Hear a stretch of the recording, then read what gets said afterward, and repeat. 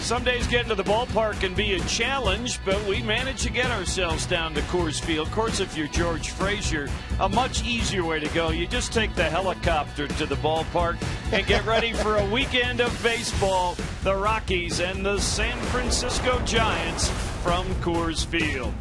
Hi, everybody. Jack Corrigan from 850 KOA joining you tonight, filling in for Drew Goodman along with my buddy George Frazier. And George, the Giants come in leading the division, but they've lost 7 of their last 8, and so things are a little shaky. What can you tell us about a team we haven't seen for almost 2 months? Well, they still have a lot of pitching. That's one thing they have. A little shaky bullpen. They've given up some saves late in ball games. That's cost them some of those 7 losses that they've had.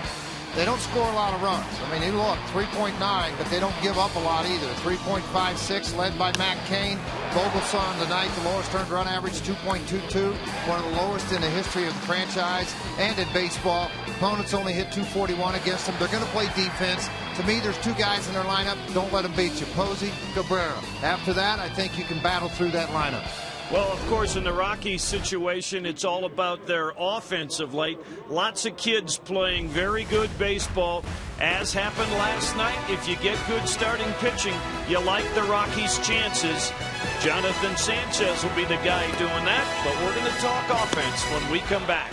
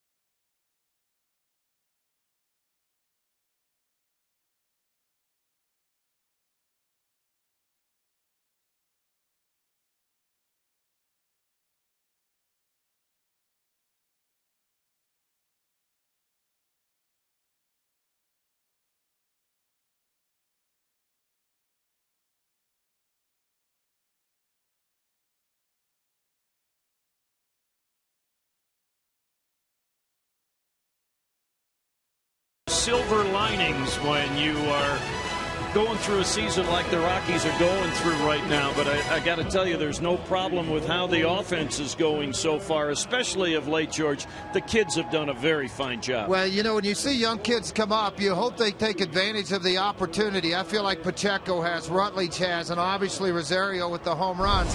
But when I watch this young group of guys come out and swing the bat, and they did it against a very good team, the Reds, the Cardinals, in this stand, you look, at what they do. 322 doubles, 6 home runs. They've averaged nearly 5 runs a game. Unfortunately, their run average near 7. That's why you're 1-5. And if you can get a start like you got last night to give these youngsters a chance to swing the bat, Alex White, total control of the ball game for 5 innings. That's what you need to have from Sanchez, and if he'll be able to handle the fact he's pitching against his old ball club. And oh, by the way, for all of those young hitters, they get the ERA leader in the National League, Ryan Vogelsong, going tonight for the Giants. That's why you play him. It's going to be fun this weekend. The Rockies and the Giants at Coors Field will have starting lineups and get things going when we come back.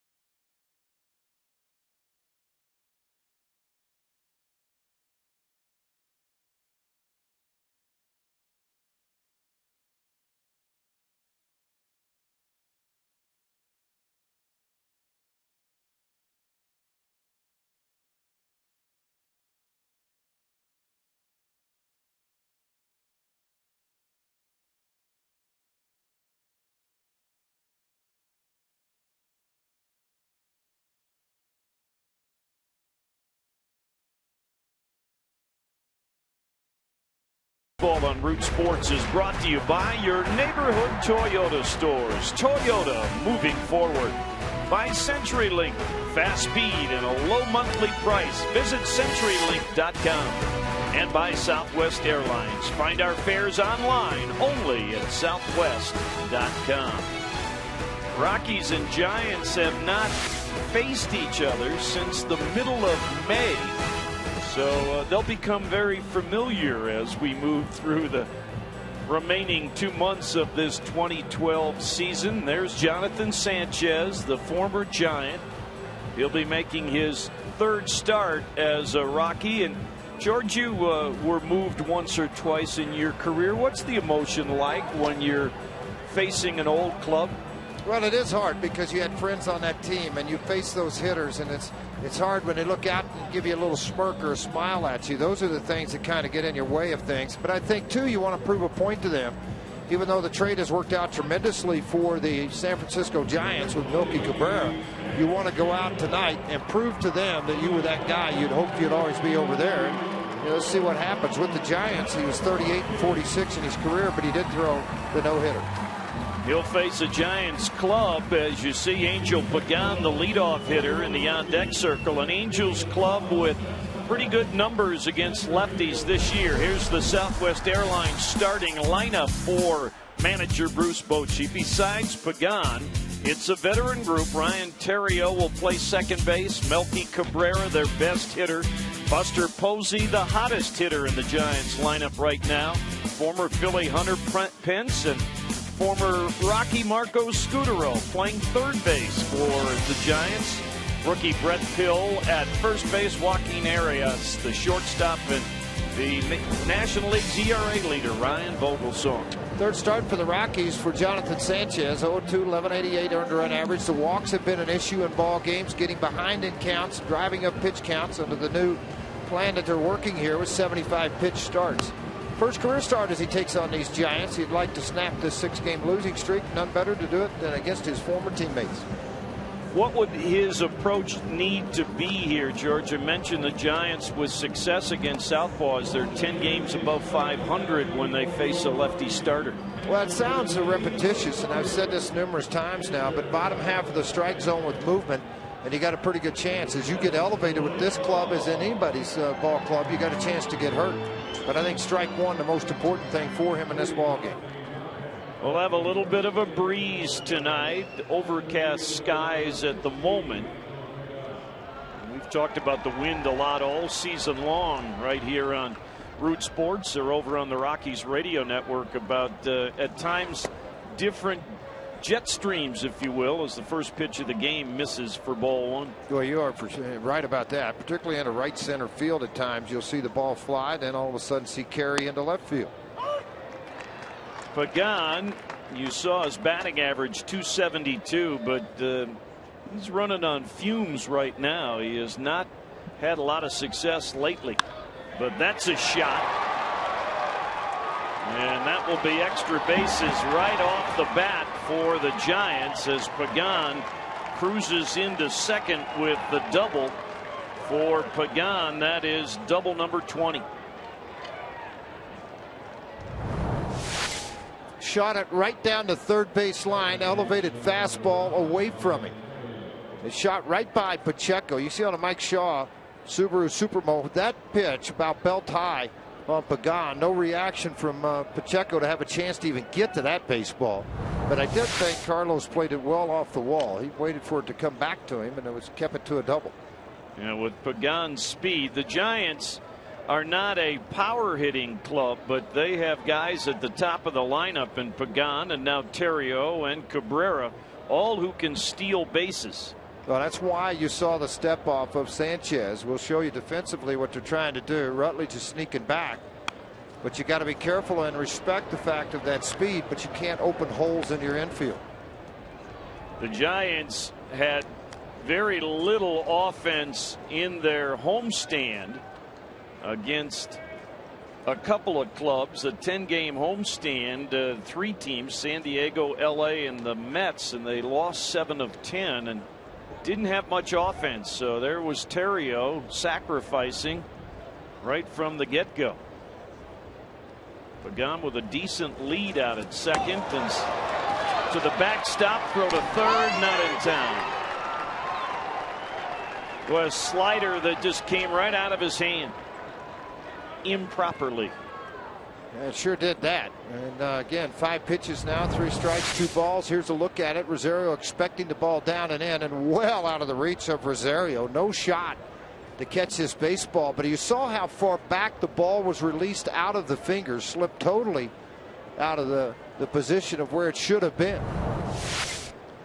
You know, the Rockies, you can talk about a lot of issues with pitching. Wild pitches a factor. That's their 53rd, which leads the major leagues.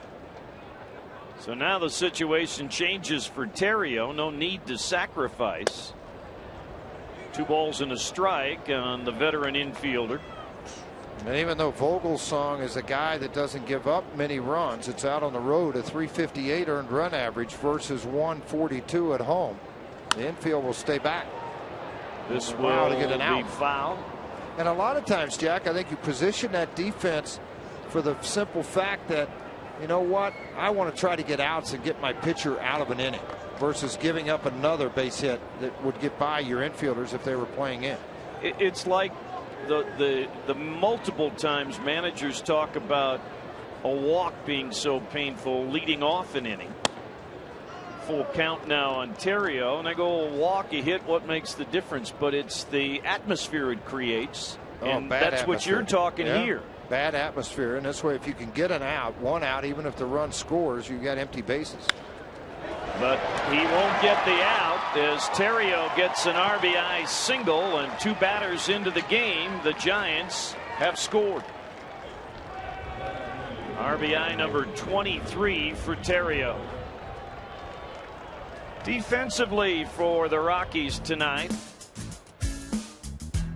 you have the trio in the outfield of Cargo, Dexter, and Tyler Colvin. Pacheco, Rutledge, LeMahieu, and Todd Helton, with Willeen Rosario, the battery mate for Jonathan Sanchez, who will now try and keep an eye on Theriot. He had 17 stolen bases out of Pagan, a dozen from Theriot, and Melky Cabrera, the guy at the plate, he has stolen 11. Another throw to first. Well, exactly what Jonathan Sanchez didn't want to happen. And you got to believe he's pressing already. And as a reward, he gets a guy who has hit well all year at .352 right now. The guy they traded you for when Cabrera came from Kansas City to San Francisco. Yeah, no question about that part. And one of the best and hottest hitters in all of baseball right now at .352. An all-star this year.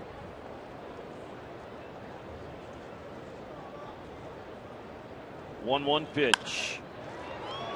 Rutledge commits the error, and that'll allow Theriot to get to third. Josh looked like he got caught betwixt and between and couldn't make the play. Fourth error for Rutledge on the season. I also think he was respecting the speed of Theriot, knowing that Cabrera was there, so it was going to be a quick turn for him. He's going to have to backhand the baseball, pull slightly into the hole, so the backhand, trying to get his feet in a position to turn the double play, cost him. And again, that's something you see frequently for young players. Rather than getting an out, trying to get two and ending up getting none. Try to get the pitcher's dream, a best friend, a double play ball. It ends up first and third, and another hot hitter, Buster Posey, start to hit the long ball. With 23 doubles, 14 home runs, he's driven in 62. Well, you had to figure, with missing so much time as he did last year after that gruesome ankle injury in the home plate collision, that he might start slowly in this 2012 year. And as George said, really hot of late. And Sanchez gets himself into hotter water now, behind 2 balls and no strikes. Only Andrew McCutchen and Melky Cabrera have been better against left-handed hitters than the guy at the plate, right, left-handed pitchers, excuse me, than the guy at the plate, Posey. Good change of pace that time. And Posey 404, McCutchen a ridiculous 447. Yeah, ridiculous might not even be a strong enough adjective. That's when Mom kept the book and everything was a hit.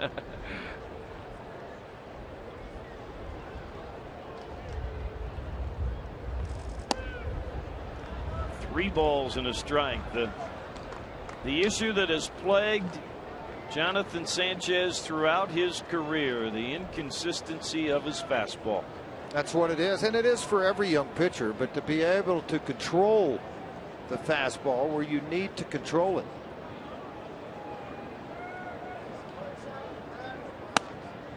And that's ball 4. Not to say they were strikes, as you can see on that graphic, but Chris Guccione wasn't going to give him any benefit of the doubt either.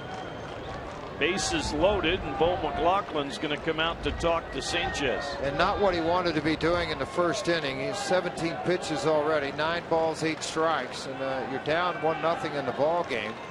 Bases loaded, and Hunter Pence, a recent acquisition from the Philadelphia Phillies, with 17 home runs and 60 RBIs. Well, first inning woes for the Rockies, not as bad as the 3rd and 5th innings, but still the fact that the opposition has scored 76 runs in the first inning and now 77 in this game number 104. So when the opposition scoring 3 out of 4 times, in the first inning put a little pressure on your team, that's for sure. Pence hitting .267 on the year. Playing in his third game as a Giant. Surprisingly, this ball club, the Giants have hit just 186 with the bases loaded this year. That is a surprising number for me. But what it does for an opposing manager late in games, Jack, you're not really afraid to load things up to create outs. This will slice foul. Pence, who doesn't do anything that looks smooth, but does a lot of things that end up being effective. A max effort guy on everything that he does. Swinging the bat, running. I mean, it's just a hack any way that he could swing the bat at a baseball. Behind 0-2 in the count here. Sanchez staying in the stretch even with that runner at third base.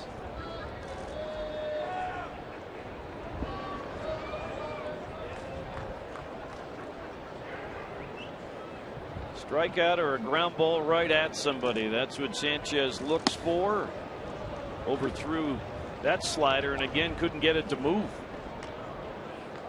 A lot of pitchers will complain about the dryness on the baseball, but it's not, to me, it's not so much the baseball as it is the perspiration you can create just through your natural body sweat. Rub balls up. Did he hold up? He did. He won't even appeal it. 2-2.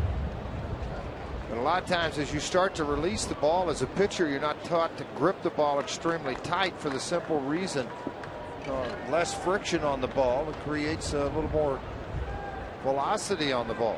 The harder you grip it, the less you throw it. Well, from 0-2 to 3-2. And you know what? I feel sorry a little bit for Sanchez now, because obviously in his mind he's thinking, I can't grip my slider. I'm having a difficult time with my changeup. So now you eliminate those out of the minds of Bruce Bochy's players, and now you look dead red fastball, and you look in the zone for that fastball.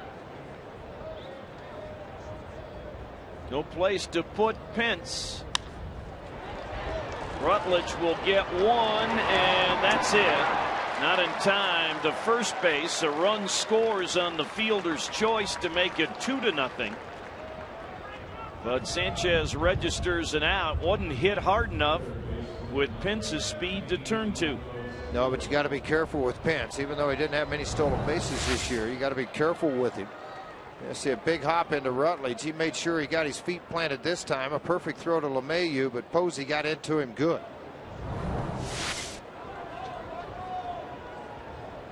Runners on the corners now with one out. And former Rocky Marco Scutaro, the hitter. He'll be patient. He will work this at bat. No question of that. We saw so much of that from Marco. I'm sure that conversation with he and Rosario, locker mates here at Coors Field.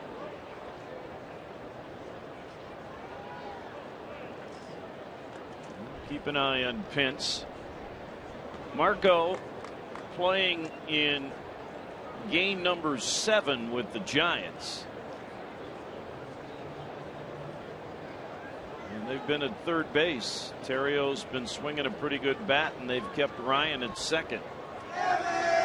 There goes Pence, and no throw out to second base on a pitch down and in. Stolen base number 5 for Hunter Pence. But for Rosario, he's lucky the ball did not get to the screen.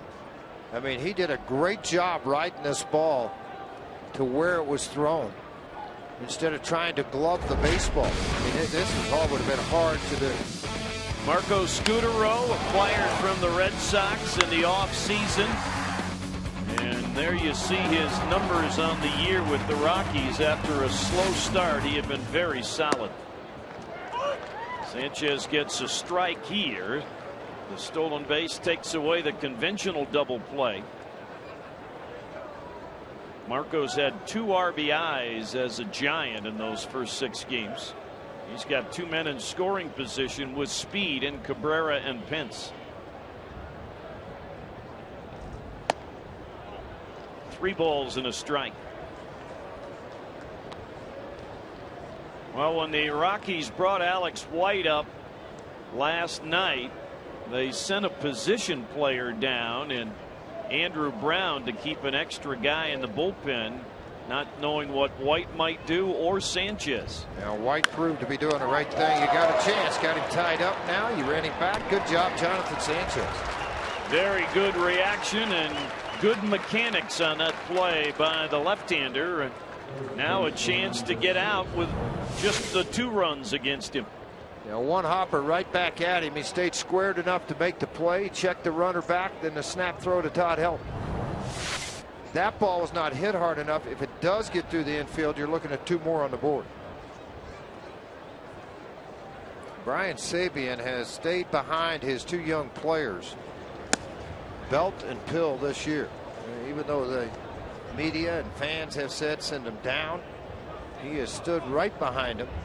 Pill's been 3 RBIs, 3 home runs, 9 RBIs. He has some pop in the bat. He has 84 at bats, just 17 hits. Not playing as much as Belt has played, but he is ahead in the count here, 2-0. 17 balls, 13 strikes. Now you got 18 and 12. Either way, it adds up to 30. Your computer and my computer. Either way, it's too many. Exactly. Pill 2 for 21 with runners in scoring position. Stay in the ballpark. It won't.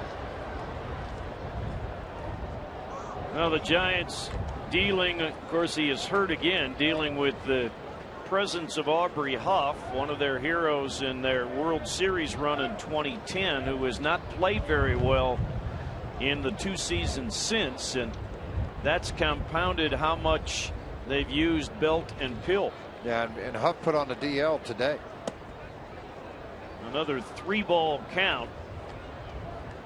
He's only walked 1 man. That was Posey, but a lot of 3-ball counts for Sanchez. 5 of the first 7 hitters. And there's the second walk of the inning to reload the bases.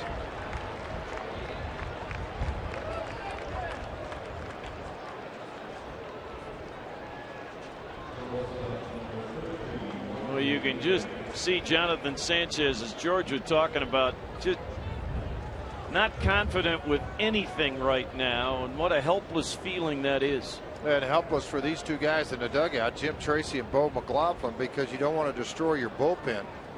Here in the first, you just hope that it comes out of it.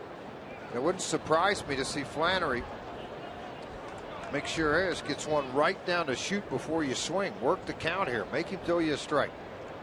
8 hitters, 3 first pitch strikes. He's had an error that's hurt him in the inning.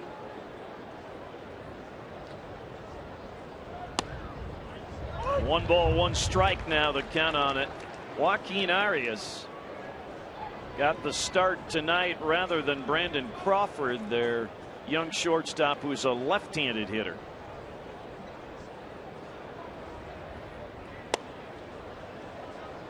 Arias 169 with runners in scoring position, and it kind of screams for you to pound the strike zone right now.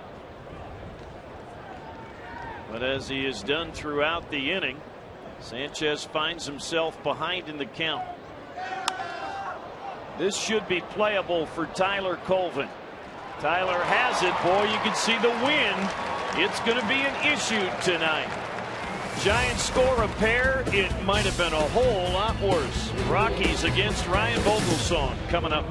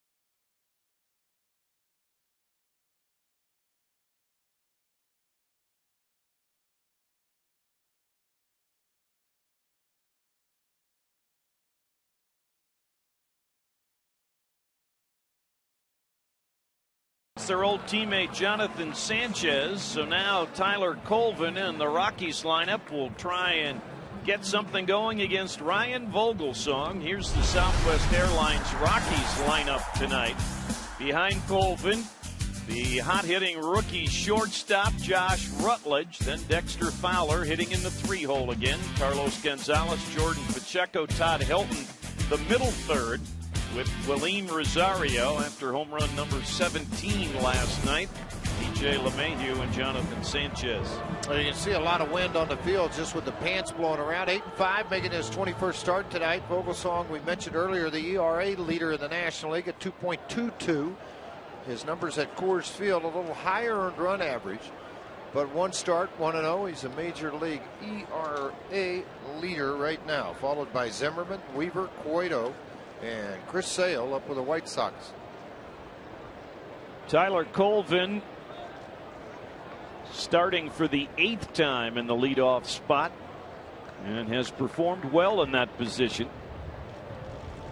I thought he was real impressive in the last couple of ball games against the Cardinals. Instead of trying to pull the ball, hit the ball out of the ballpark, he started taking the ball to the opposite field. Not only did he take it, he took it with authority. Yeah, he's got a lot of strength going the other way and keeps him better aligned to the pitcher. 1 ball and 1 strike. And with Vogelsong, expect a lot of strikes, expect it in the bottom half of the zone. He'll try to utilize his sinker for the majority of the time. You may see him go to the slow curveball, change up. You can hear the wind in the ballpark. That's a off-speed pitch pulled, and Brett Pill will take care of Tyler Colvin. That was the changeup, and Colvin bangs it on the ground.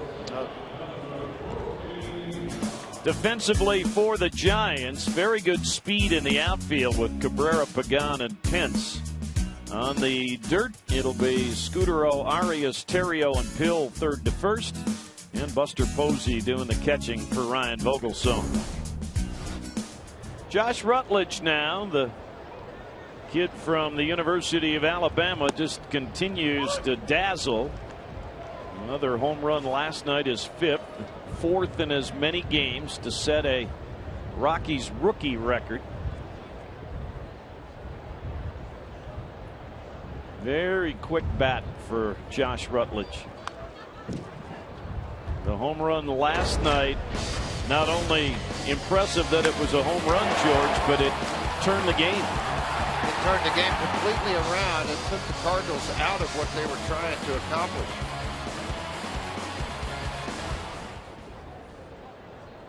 Highest batting average since the day Josh Rutledge showed up at the major league level.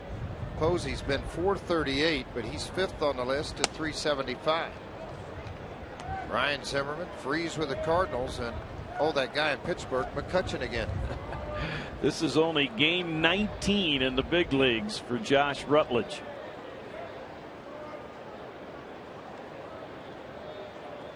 Vogelsong is a deliberate worker.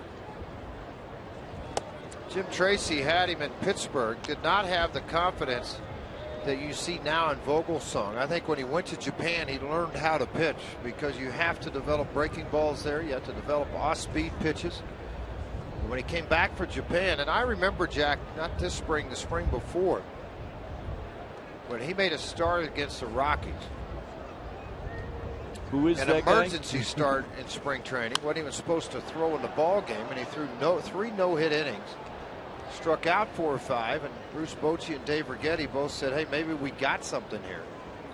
He ends up making the club, finishing the top 5 balloting in the National League Cy Young a year ago.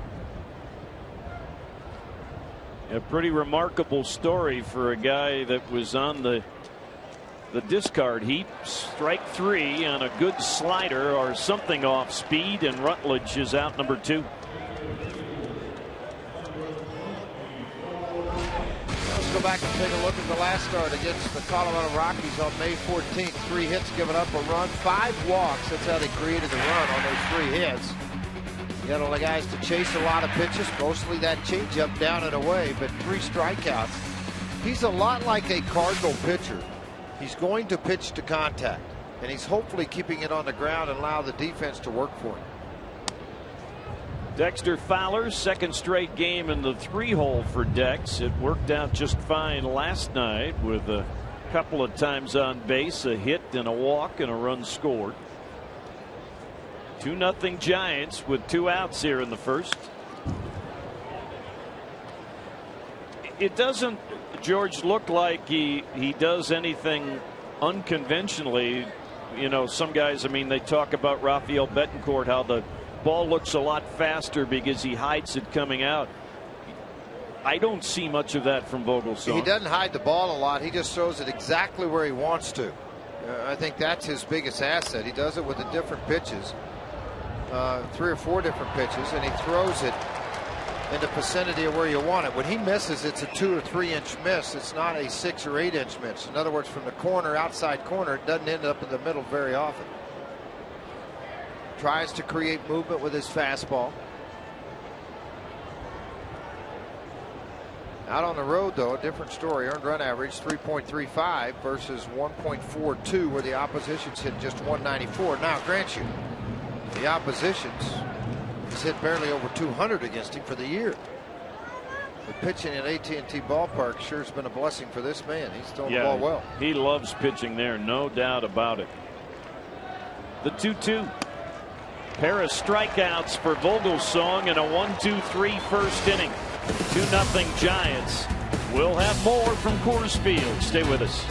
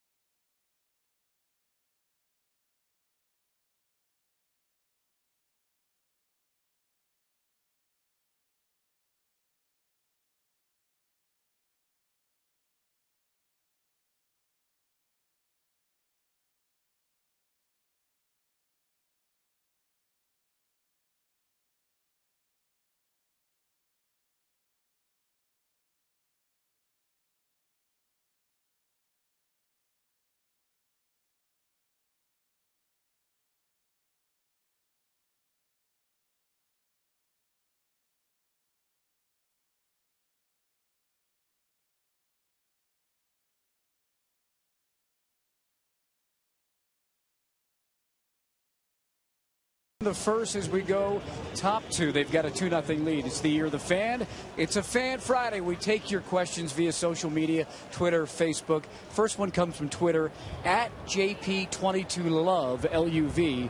Wants to know where, when, how, why did Jordan Pacheco shave his head? Well, I asked Jordan. You see him at third base. The when was Tuesday when he came into the clubhouse. That's the where as well. The why, he told me no reason. He said he's done it in the past at Asheville and Modesto with the Rockies Farm Club, so he just did it.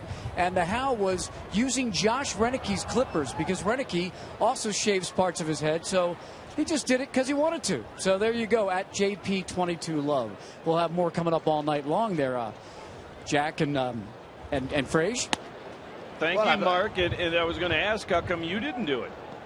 Well, you know, you can lose bets doing that kind of stuff, but I know, that's Marty Brenneman. Right. How about that, Frage? And Vogelsong, showing he's a much better pitcher than he is a hitter, strikes out to start the Giants' second. Well, it would certainly help the Rockies bullpen and would do an awful lot for the confidence of Jonathan Sanchez if he could have a clean second inning here. No question. Try to keep the pitch count in that 50-55 range versus letting it jump out on you. Pecan got a fastball up and away in his first at bat and drove it past Pacheco into the corner for a double. Former New York Met who came over in a trade in the offseason. You know, I almost asked the question. I know that AT&T Park, because it's chilly, you can't drive the ball very well there. But it seems like the hitting for them in their home ballpark is similar to what the pitching is for the Rockies here. That there's just usually one or two guys that can handle that ballpark. Don't try to do too much with it. Well, and how long have we asked the same thing in San Diego, where you just get a sense that the players are spooked by the hitters are spooked by the park, just as you said the pitchers can be here. 3 balls and a strike, and that's hitter number 6 for Sanchez out of 10, where he's had at least 3 balls. He has walked 2 so far. Very windy night at the park. I think Pagan got some dust in his eye. The fans probably loving the breeze because it's 90 degrees. It is a nice night to play baseball. I know last night the AA team Tulsa played in 114-degree temperature, and that was in the 8th inning. But it was a wet heat. Yeah, it was definitely that. I can tell you that. And the AAA team playing in Iowa last night had to go almost to the same type of situation. 3rd walk by Sanchez, and you can see what it has done to the skipper. Jonathan Sanchez, when he was with the Giants, had a very memorable 2010 when the Giants won the World Series. He struck out 205 that season and won 13 games. Also a no-hitter while with the Giants, a guy that wanted to be around the Bay Area, was traded. They needed bats, and they feel like they got Melky Cabrera for Jonathan Sanchez. They had hoped that both sides would work out. Well, it's been one-sided so far. Pagan was 17 steals, and Giants have stolen a base already. Hunter Pence did that in the 1st inning. Terrio knocked in one of the runs. Base hit back through the middle. The other one scored on a fielder's choice.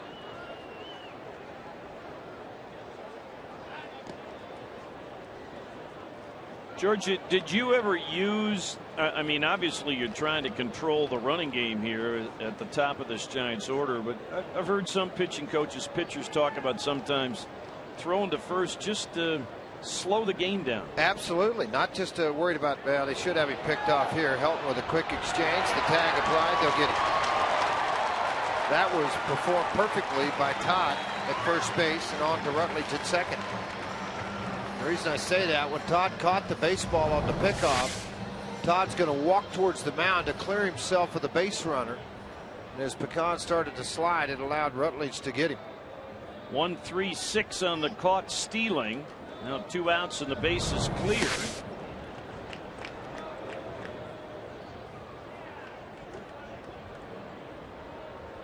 We talk so often, and I've had fans ask me when we've said, the game speeds up on somebody, or a guy has the great ability to slow the game down. Maybe we don't always explain it as well as we could.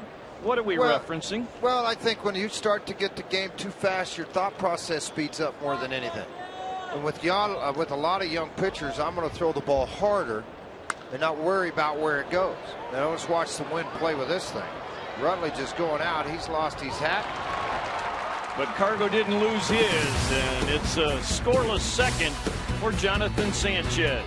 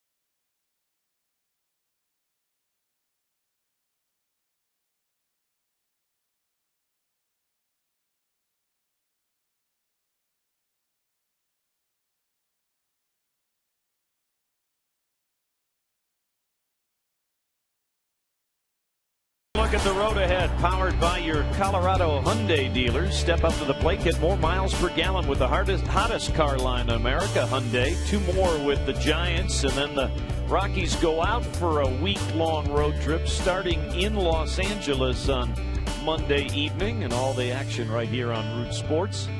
Jack Corrigan from 850 KOA filling in for Drew Goodman tonight and tomorrow, along with George Frazier. Glad you could join us tonight. The Giants with a 2-run first inning. Ryan Vogelsong worked a 1-2-3 first himself, including a couple of strikeouts. Cargo in the cleanup spot again. Michael Kadire feeling better. And perhaps tomorrow, or maybe a little more likely Sunday, for Cuddy to be back, but we'll wait and see. And at this point, with the record the way it is and the way Colvin's swinging the bat, why rush things? Make sure it's 100% healthy. Bleak's very difficult to get over.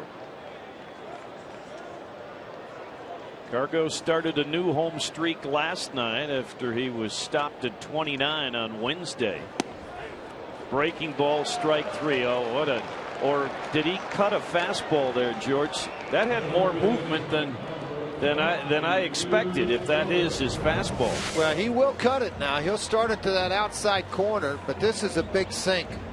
I mean, you'll watch this coming out of the hand. Mike Shaw, Subaru Supermo, look at the rotation of the baseball spinning where it's going to go to that outside corner. I mean, Posey reached back for it. It kind of ended up as a center cut, but it was down.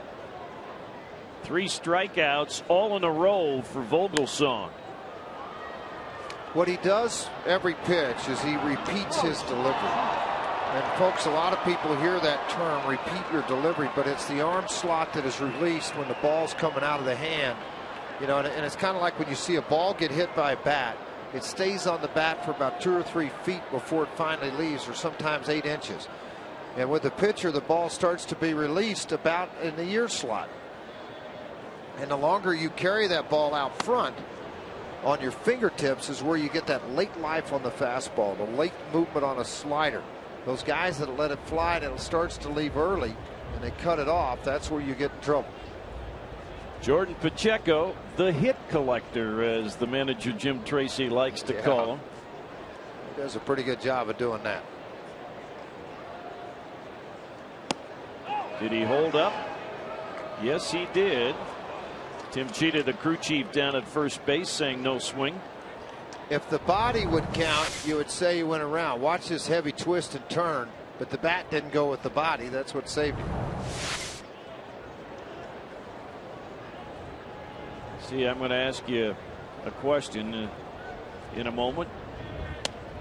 He checked it again, and it fits into my question. Tim Cheetah didn't even raise his hands this time, just shook his head. Best guy that either you faced or you've seen at checking a swing? Boy, that's a great question. Probably Jim Rice. Wow, I hadn't even thought of that. You know, Jimmy broke a bat actually checking a swing. That's how strong he was. I said he went around. He said, well, what do you mean? I said, well, the bat's not in his hand anymore. Full count. The best I've seen, David Justice. Oh, another one. Yeah, you're right. And he could take one of his hands off the bat, and he just sort of hold it out there like, see, I didn't go through with it. And I don't know how he did that, and he was very consistent with it. Full count on Pacheco with 1 out here in the second. And pulled down by the second baseman, Terrio. Well, Keith Champion was just here in town on advanced scouting for these guys, and Keith's been doing this a while, and he just kind of, you can see the positioning of Terrio and Pacheco, took away the middle, and he got the line drive.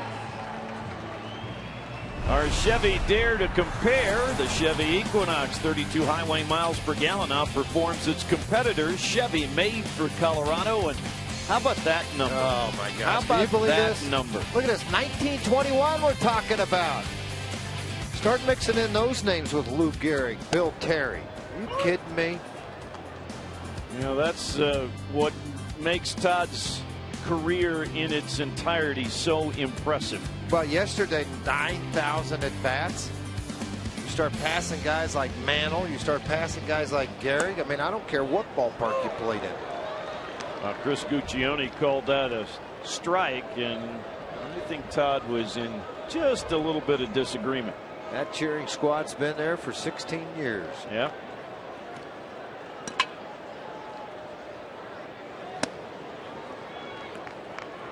Did you like, we just saw Posey with the real high target. Do you like that approach? No, I don't, because you're basically a wasted pitch for me. I'd rather see a back foot slider, get him to chase there. If you're going to go up, make sure you get it up and above the hands, and in on the hands versus out over the plate. I think particularly for right-handers versus a left-hander, if you try to elevate, a lot of times you'll run back to the middle. If you're a sinker ball guy, and it becomes a pretty hittable pitch at chest high. Todd, to no surprise, has worked the count even and worked it full. Who wants tacos? Remember, if the Rockies score 7 or more runs during any game, go to participating Colorado Taco Bell locations the next day between 4 and 6 p.m. and get your Rockies taco special. Todd walked 3 times last night. This is pretty well struck, but the wind's going to knock it down, and Cabrera will make the catch. We've played 2. Those 2 first inning runs for the Giants are holding up.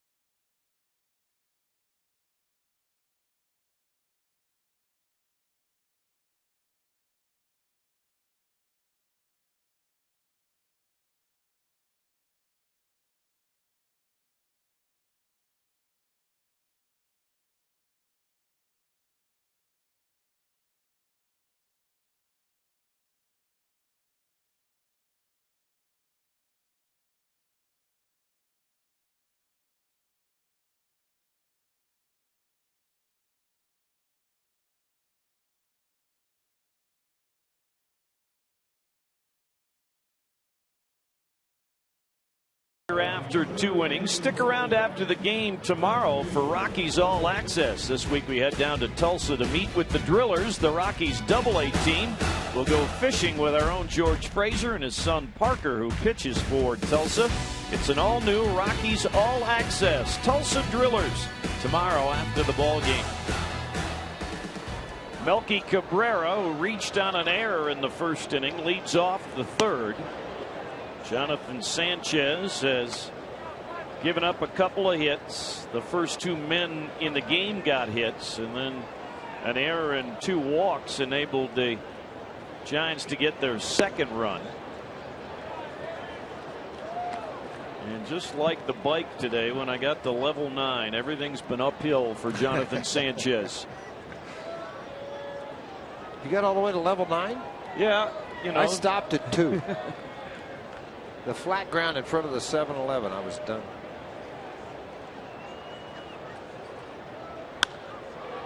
Dexter Fowler right in the track of it.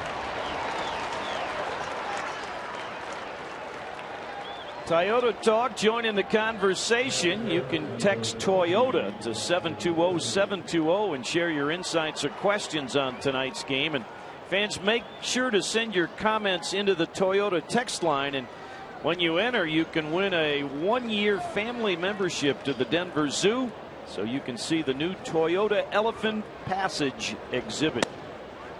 And I haven't been there yet. My grandson probably next year, but we've had some neighbors tell us that elephant cool. exhibit is really cool. Buster Posey, who drew a walk his first time up, finds himself down 2-0, or 0-2, excuse me.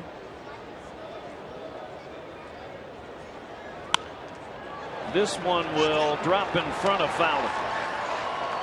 Got him in on the hands. It wasn't a bad pitch, but Posey hot right now, squared up enough of it. Well, and I talk an awful lot about getting their hands inside close to the body to get the good wood on the baseball. And if you watch Posey with his swing, it really illustrates what we're talking about an awful lot. What I want you to do is be able to watch his hands. See how his hands are so close. That back elbow drops to the part of the body to allow him to get the angle of the bat where he needs it. Hunter Pence, who hit into a fielder's choice, that knocked in the second Giants run in the first inning.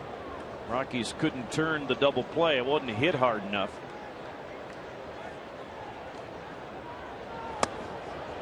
And all of a sudden, Jonathan Sanchez starting to find a little bit of command, getting ahead of some hitters. Pence, who's all out with everything, including striking out.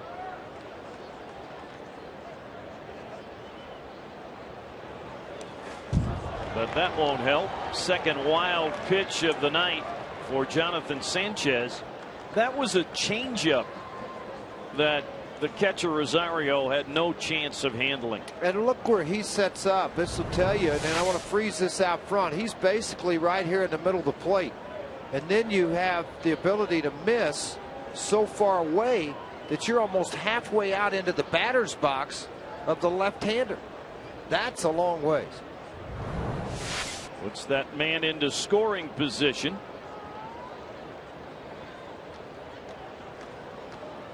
Pence getting some time. 61 RBIs on the season for Pence. Had one yesterday in his second game as a Giant. Didn't miss by much, a little low, 2-2. And see that borderline pitch, as you can see on the graphic. If you're throwing strikes, you might get that call. Well, no question, you do get that pitch.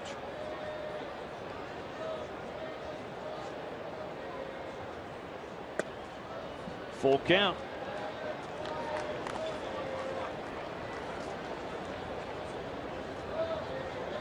Seventh full count through 14 batters. Way too many. 50%. You'd think you'd like to be at about 15 to 20%. That's also why the pitch count is where it is. The other side of it, you know, guys that are around the plate a lot get a lot of foul balls, foul nicks, they'll call them. That's a different story than just missing by a lot. You know, when they analyze pitch counts, that's what you're talking about.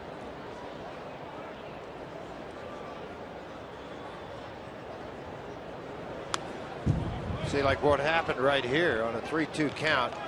Hunter Pence has fought off a nasty slider down and in, pulled it foul. Now that fastball away, much of the same.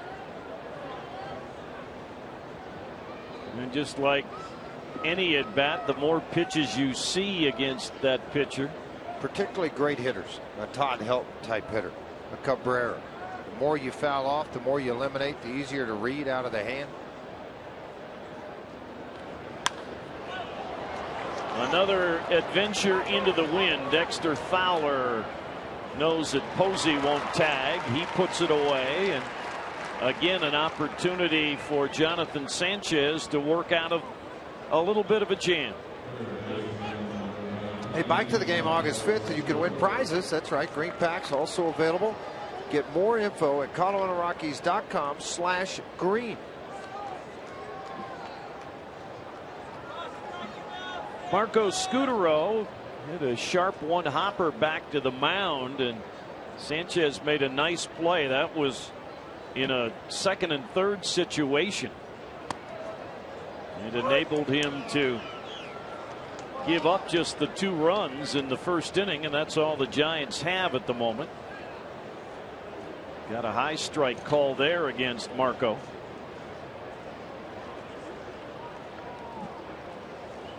Scutaro, for not that big of a guy, and he handles it fairly well, as we've seen, but he loves pitches up. Oh, he's a very good, because of that upright stance, I think, more than anything, and his hands are held a little bit high. He can get to that fastball.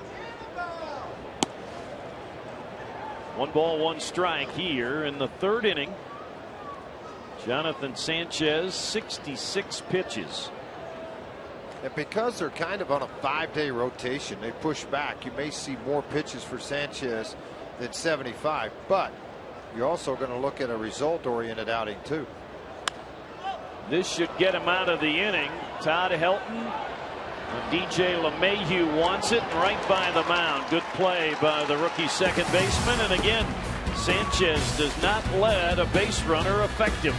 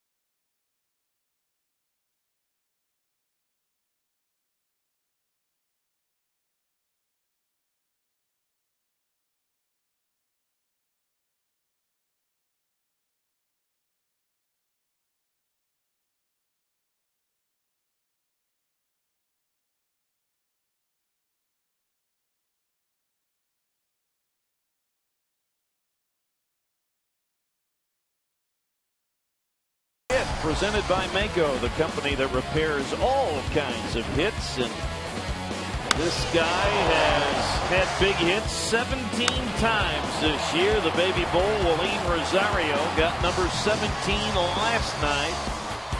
He is some kind of power hitter. Check out your local Mako for collision repairs and auto painting for as low as $349. Visit Mako.com today. And right on cue. Boy, don't you like how our producer Mike Fox segues right into Willeen Rosario. And I'll be interested to see how many fastballs he sees. It was first pitch curveball at 76. You say A, B, or C, none of the above. And he did get a fastball there, but where Vogelsong wanted it. Yeah, down in the zone and away, or a little bit in maybe, where he didn't get any extension on it.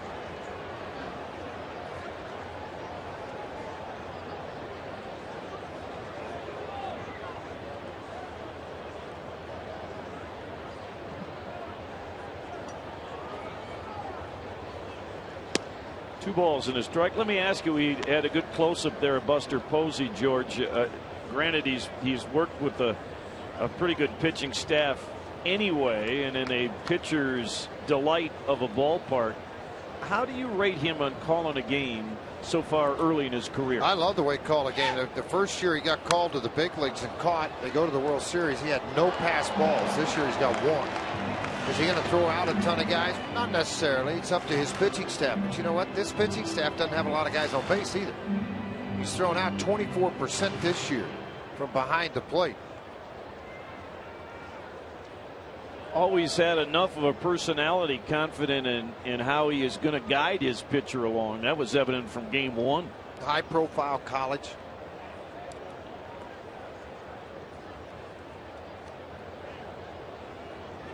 See some of the areas Willeen Rosario still getting an education. And there's another strikeout for Vogelsong. 4 already in the ball game through 7 hitters. Elevated fastball after being down in the zone. Wells Fargo customers, get your 2-for-1 Rockies tickets today by going to wellsfargo.com/Rockies. Wells Fargo Bank, member FDIC. DJ LeMahieu, Rockies' second baseman, facing Vogelsong. And for DJ, first time to do that. Say that about really outside of Cargo and Todd Helton, not many have had a lot of plate appearances against Vogelsong, and Todd and Cargo, it's like 10. 8 to 18 total between the two of those players. So, and they're the guys that have been here the longest. These younger kids, 5 or less. Round ball handled by Arias, the shortstop, for the second out. The Rockies have Adam Ottavino throwing. Jonathan Sanchez is going to bat because Jim Tracy is down a player on his bench, and he's not going to use a pinch hitter here in the third inning, even if he's going to make a pitching change next inning. 67 total pitches thrown in a ball game by Jonathan Sanchez. 119, a career hitter, 0 for 2 with the Rockies. And quite honestly, the success that Vogelsong had a year ago opened up the doors for them to trade Sanchez. They had Kane, they had Bumgarner, they had Lincecum. Zito threw well and was one of those deals in the offseason, that they thought, hey, we got to pay him anyway. Let's go ahead and keep him, and we'll move Sanchez. Fights off that high fastball, but Ryan Vogelsong in control to this point. He's retired the first 8, half of them on punchouts.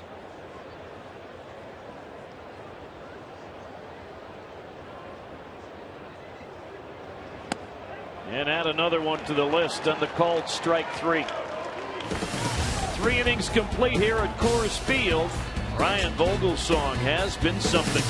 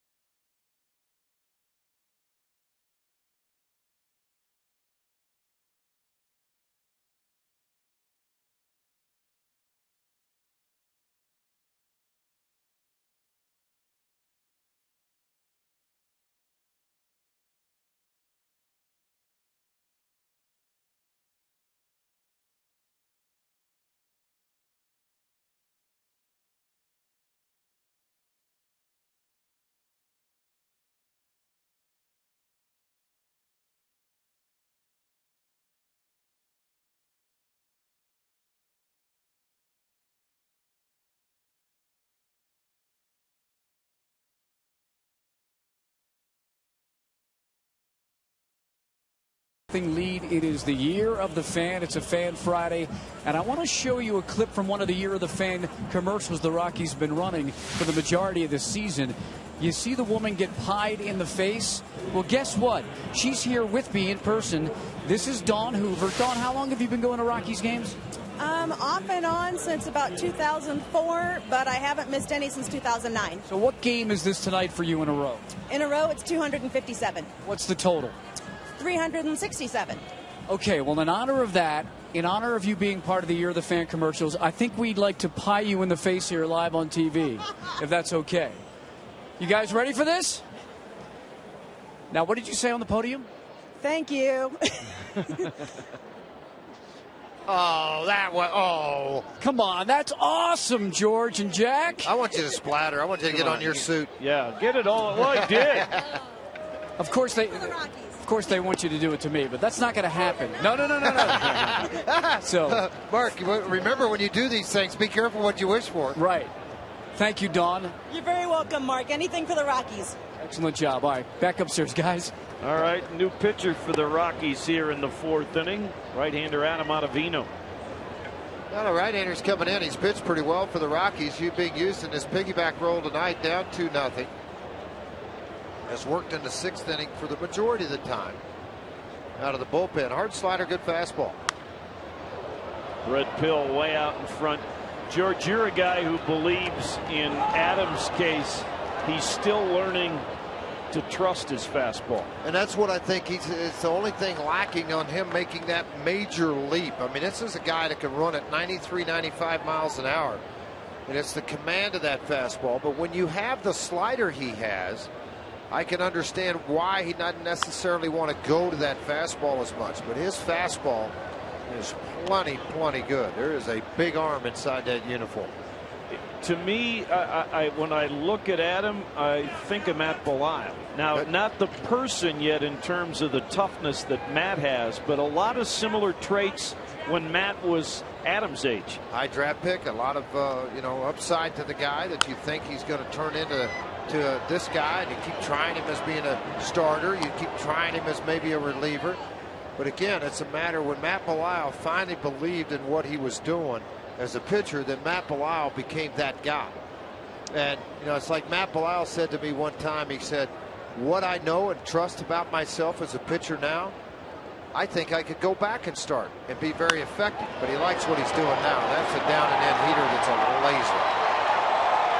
Brett Pill hitting just his 4th home run of the season, but a no-doubter to left, and unfortunately for Adam Ottavino, that's what at times makes him lack confidence in that fastball. You're absolutely right. Matt Holliday hit a 94-mile-an-hour cut fastball on the inner half of the plate. This time Pill gets one at 95. And I mean, it's exactly where they wanted it. Pill looked on that inner half and exploded on it. One of those balls that you make your pitch and you don't get the results you wanted, but it's a 3-0 Giant lead. And with Ryan Vogelsong looking in the early going like he is, that's a huge lead. Arias flied out to right field. That ended the 1st inning when the Giants sent 8 men to the plate and scored 2 of their 3.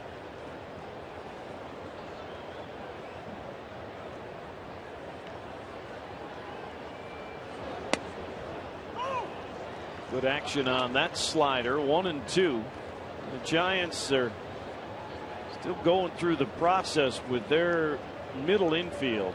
They like a lot of things from Brandon Crawford, not in the lineup with the lefty starter.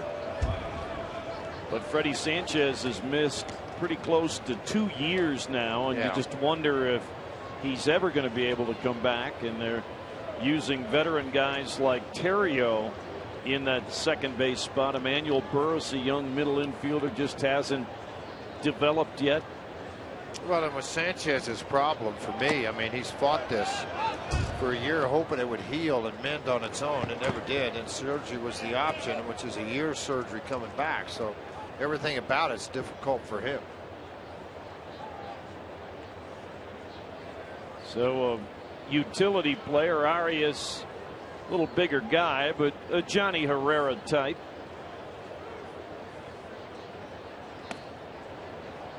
Two balls, 2 strikes. Well, you want to be one of the first 20,000 at the ballpark on August 4th. You'll receive a Todd Helton shirt courtesy of DaVita. Register for the DaVita Kidney Rock 5 event August 11th at Coors Field to raise kidney disease awareness. That's tomorrow night. Good hop for Josh Rutledge to take care of Arias for the first down.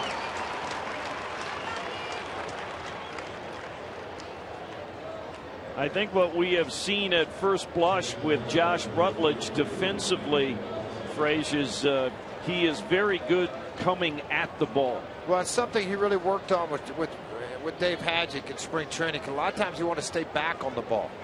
And then when Hadjick wasn't there, Warren Schaefer worked with him, who's been around a little bit in the minor leagues and a very good fielding shortstop, about coming to the baseball. Don't wait for it to come to you, because you're going to have to make that hurried throw a lot of times.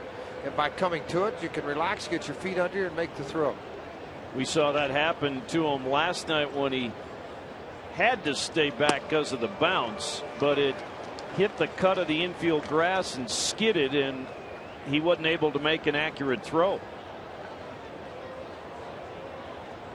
But there is so much to like about that young man on both sides of the ball. 1-2 on Vogelsong now. Giants with a third run in this inning on a Brett Pill homer. Adam Ottavino on in relief after Sanchez. Jonathan worked the first 3 innings, 2 runs, 1 earned. There's a breaking ball, strike 3 called.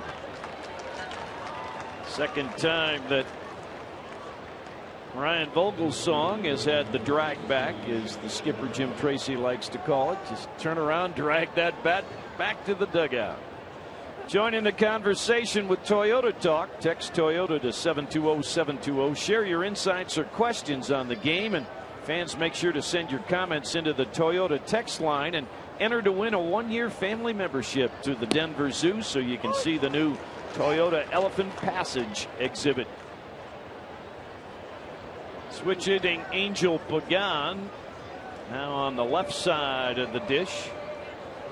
He's reached base both times against his former teammate, now getting Ottavino.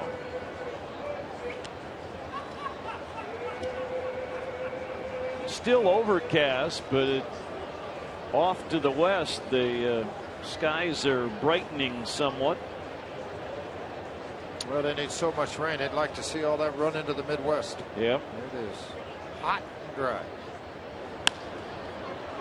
It'll be a tough chance for LeMahieu with Pagan's speed, and he got him. Good play by DJ. He's got shortstop strength in the throwing arm, and he makes a nice play to get Angel Pagan. Rockies are down 3, middle of 4 here on Root Sports.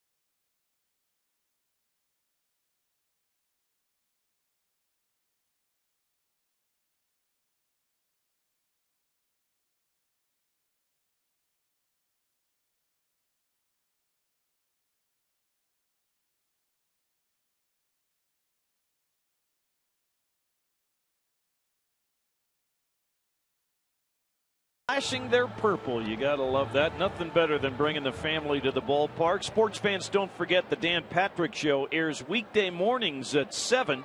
Dan and his Danettes will discuss the latest sports and celebrity stories. Keep you updated on all the top news with the Dan Patrick Show weekday mornings at 7 on Root Sports. Ryan Vogelsong threw the lineup in order the first time. Tyler Colvin, who grounded out to the first baseman Pill. Yeah, and he also did it relatively easy in a minimal amount of pitches. 40 pitches to work through it in those first 3 innings.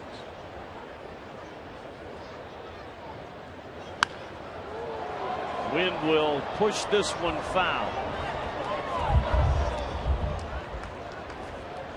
George is referencing, of course, anytime a pitcher is under 15 pitches an inning, if you're in that 12 to 14 range, you're just where the pitching coach and manager wants you to be. Make you happy to be there. I think the National League average is a little about 16.5 per inning. So if you get any time down below that, everybody gets excited. This will be the first base hit of the night, as Tyler Colvin did a good job of keeping the hands back to hook that changeup.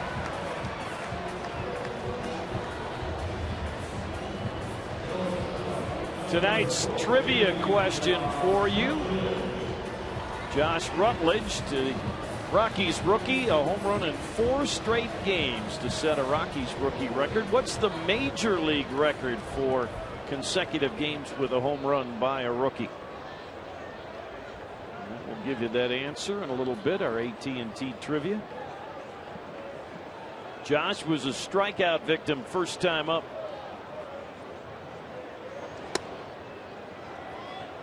First time out of the stretch for Ryan Vogelsong tonight. And all those hits, George, to left and left center by Tyler Colvin the last couple of nights enabled him to hit that changeup for a base hit. No question, Jack. You're exactly right. I mean, he was able to stay back long enough. It was an off-speed pitch, and he just hooked it. Running, it's hit slowly towards Scudero. His throw to first is just in time, as Tyler Colvin moves into scoring position. Marco looked like he thought at first he'd have a play at second. Yeah, exactly. But look at this. I mean, that's a half a step. Man, oh man. Rockies with their first man in scoring position. Marco hasn't played much third base in about 4 years, but that's where he's been throughout his time with the Giants since the trade a week ago. Dexter trying to put a bunt down with Scudero less comfortable there at third base. Trying to get aboard, be the situation where you could have Cargo as the potential tying run. Giants with 2 in the first and a Brett Pill homer here in the top half of this 4th inning. 2 strikes the count, isn't he? He just elevates things around. Time for today's CenturyLink high-speed pitch. Fast speed and a low monthly price. Visit CenturyLink.com. You see Vogelsong. You don't always think of him throwing that hard. He doesn't go up there very often at that velocity. But every pitch has a purpose, what he's doing. I mean, it's a purpose to get an out. And after Dexter showed Chase the 1, he went back there again on an 0-2 count, but it was a little more up in the upper higher part of the strike zone.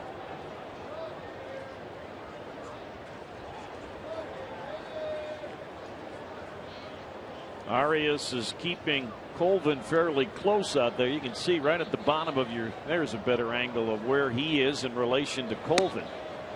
2-2 now on Fowler.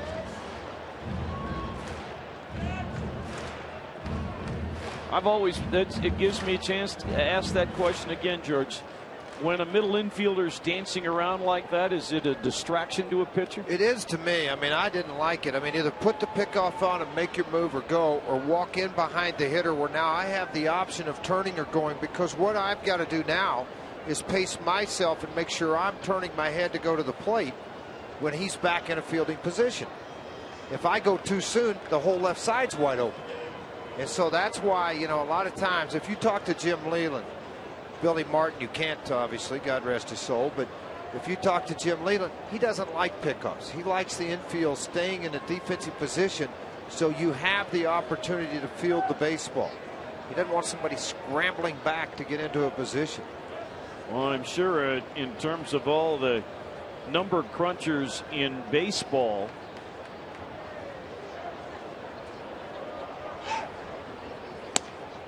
full count on Dexter. I was going to say, in terms of the number crunchers in baseball, George, I wonder if you separated errors on pickoff attempts by pitchers from their other errors and wonder how many errors pitchers would have. There's no question. I bet you 80% of them are.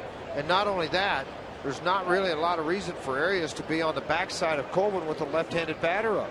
It's an unusual time to try to steal a base.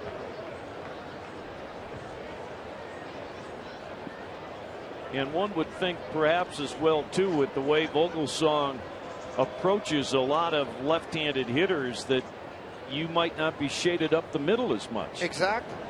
I mean, he's going to off-speed you, so you got to pull it. He went to the off-speed on Dexter, a curveball, and walks Dexter. Now you get to the danger part of this lineup when you're only down 3. I understand one hit, but here comes the power. A lot of things to like about Dexter Fowler in this 2012 season. He leads the club with 46 walks. That's why his on-base percentage is up in the mid-380s. He has really improved in that regard of working a pitcher much deeper into counts. And now the Rockies do get the situation with Carlos as the potential tying run at the plate. Vogelsong has allowed 10 home runs this year and 133 innings. So that tells you that, granted, it's many of those games at AT&T where it's hard to hit the long ball, but starting pitcher going probably about 2 starts between home runs. Not a bad number. Yeah, great number. What is going on with this wind at the ballpark? I mean, it's one of the few times I've seen a swirl like this all around us and continue to do it. And the sky has gotten a little interesting out towards the west. It looked like the wind was starting to diminish, but kicking up again. And Cargo in a pretty good spot here with a 2-0 count. Rockies looking to bounce back into this game.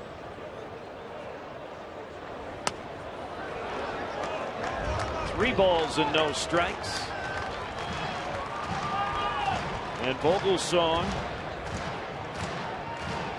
outside of Lincecum and Zito, he would be next on the list in terms of walks allowed out of their rotation. He's walked 1 and he's 3-0 on Cargo. And now the bases are loaded. Back-to-back walks, and right on cue, here comes Dave Righetti out of the third base dugout. Well, he's been able to handle these situations with the bases loaded this year. They're just 1 for 13 against him. And this may be one of those slow down, take a breather type thing after 2 back-to-back walks. So Righetti's go out and said, you know what, we got a young kid up. Let's make a play here. Let's get us a double play ball, 1 out, and get out of the inning. You do not want to get to Todd Helton, a veteran hitter like this, a left-hander in the on-deck circle. You want to be able to make the pitch you need to make and make it now.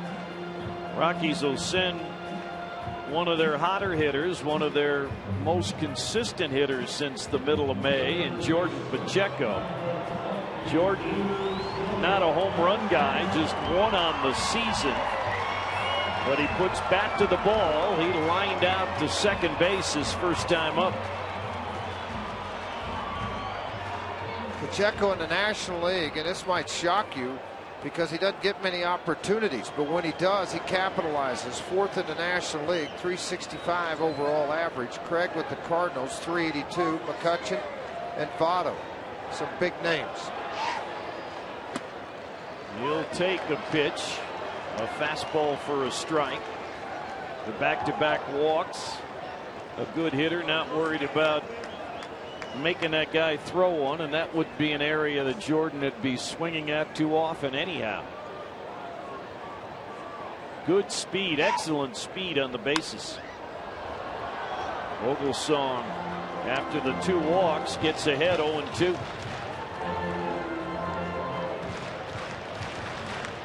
Rockies this year have hit 6 grand slams.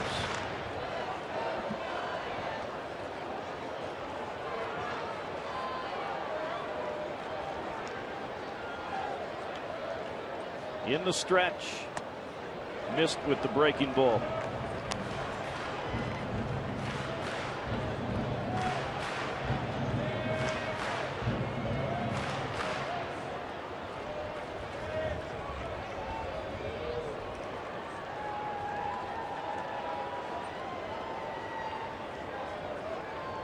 1 ball, 2 strikes, the count.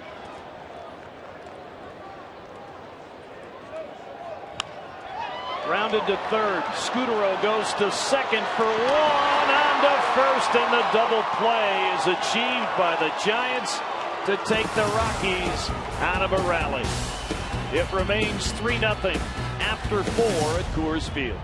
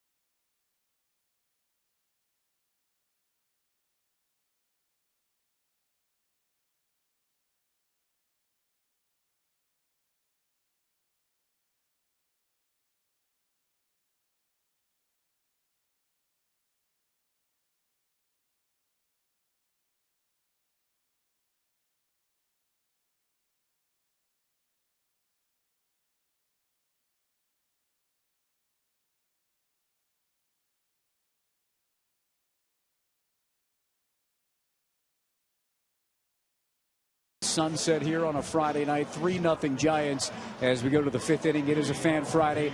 My Facebook friend Matt Smith asked the question, what Olympic sport would Michael Kadire like to try? Well, guess what? We asked him that question, Matt.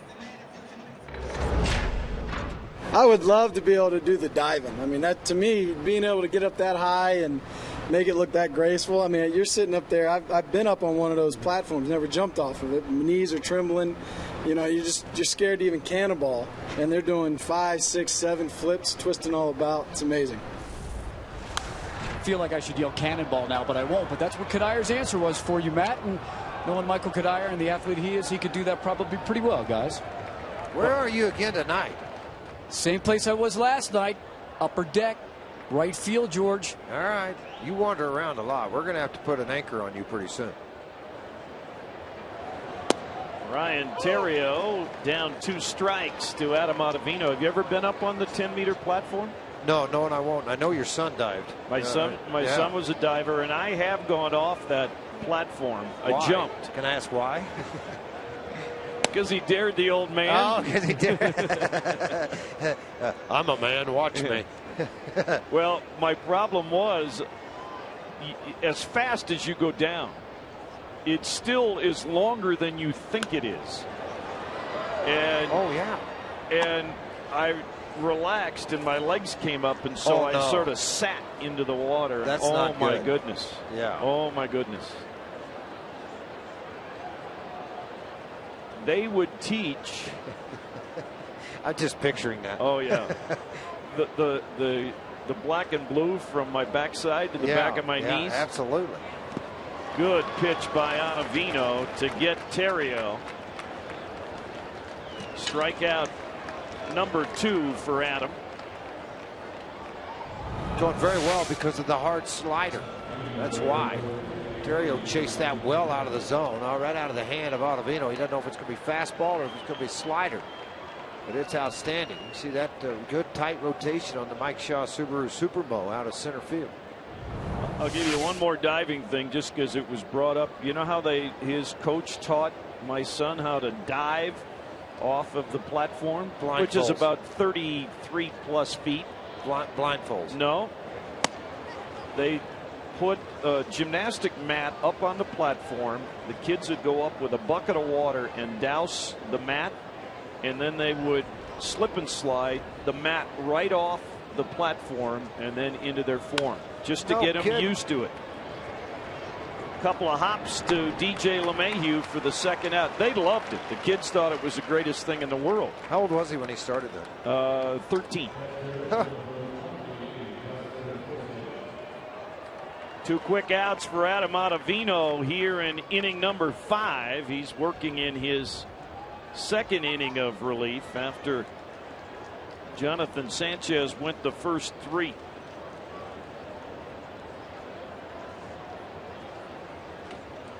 Buster Posey, Giants cleanup hitter, on base both times tonight. They say you're going about 40 miles an hour when you hit the water. I got dared one time to jump off the bridge at Table Rock Lake, and that's as high as I'm going. Posey on base for the 3rd straight time, a walk and a pair of singles. That's hit number 5 for the Giants.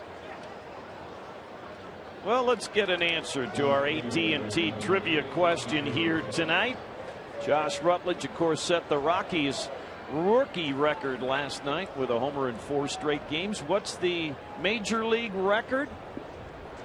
And the answer is 5. Marty Cordova. I remember that remarkable Rookie of the Year season for Cordova.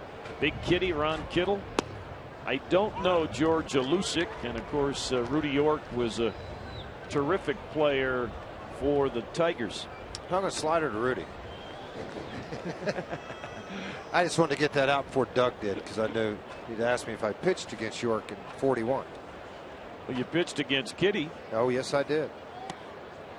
Hunter Pence with a I'm not going to get cheated swing, and that's pretty much the way Hunter swings the bat every time at the plate.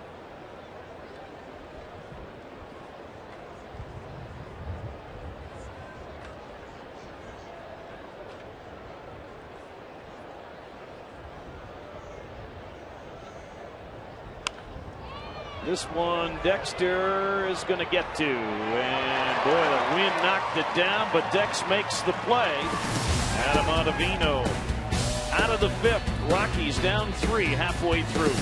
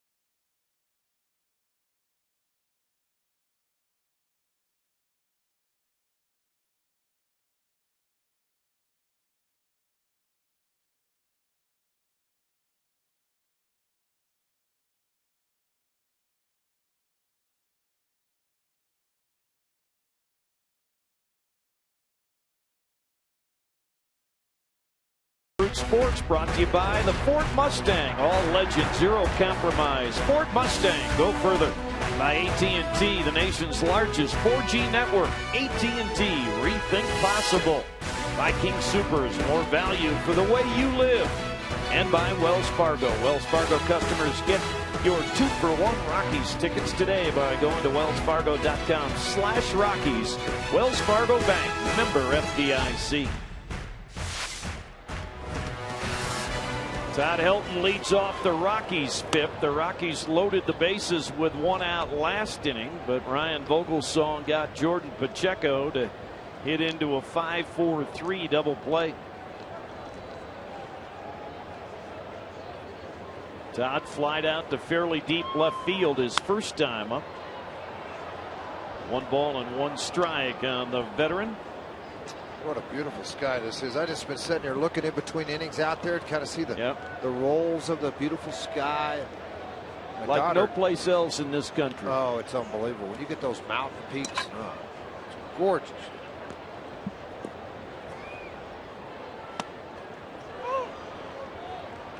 That high strike that Vogelsong has surprised a number of Rockies hitters tonight. You get conditioned to looking down with him. Tried to do it again. I liked your point, George. Every pitch has a purpose with this guy. It does. And I mean, he's going to try to get the most out of that pitch to get the quickest out of an inning. If he feels you're a first ball fastball hitting guy, he's going to counter with an off speed pitch. There's another called strikeout. Half of his 6 punch outs have been of the called variety, and I think Todd thought that was wide. I kind of agree with Todd Helton too. I think it was out of the zone also. Well, 2012 Hal O'Leary dinner is September the 6th. Man, these awards honor inspirational individuals with disabilities. Call to find out about purchasing seats at this wonderful award dinner, the Hal O'Leary Award Dinner.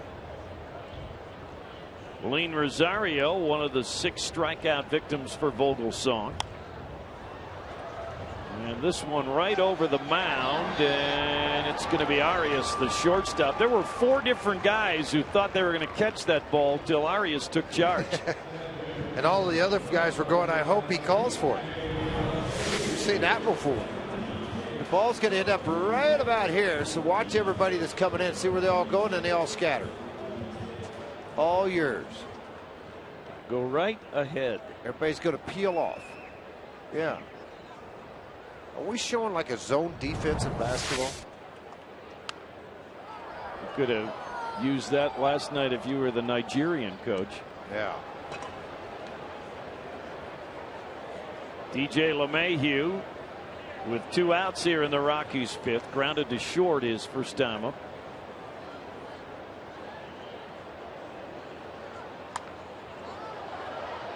A leadoff single last inning by Tyler Colvin after Vogelsong had retired the first 9. He would walk Fowler and Gonzalez back to back to load the bases after an out by Rutledge. And then Vogelsong got the double play ground ball. 1-2 on DJ.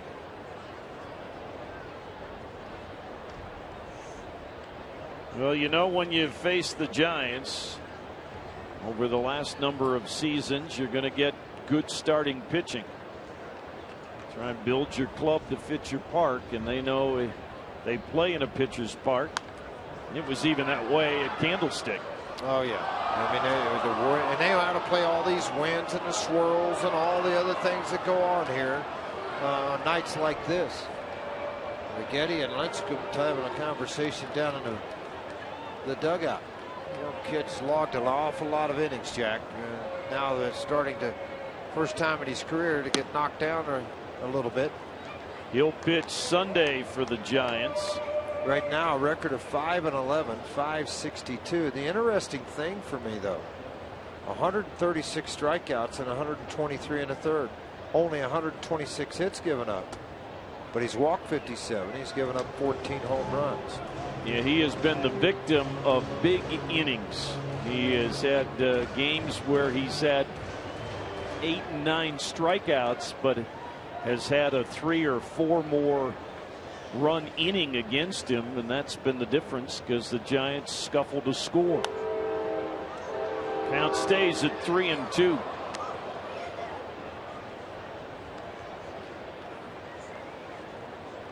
Well, I think for not just the Rockies, I think everybody in the division aware of the different financial mindset now with the Dodgers. And this will be Vogelsong, a little bobble, but no problem. We'll talk about how that's changed approach perhaps a little bit in the division. Giants and Vogelsong still in control.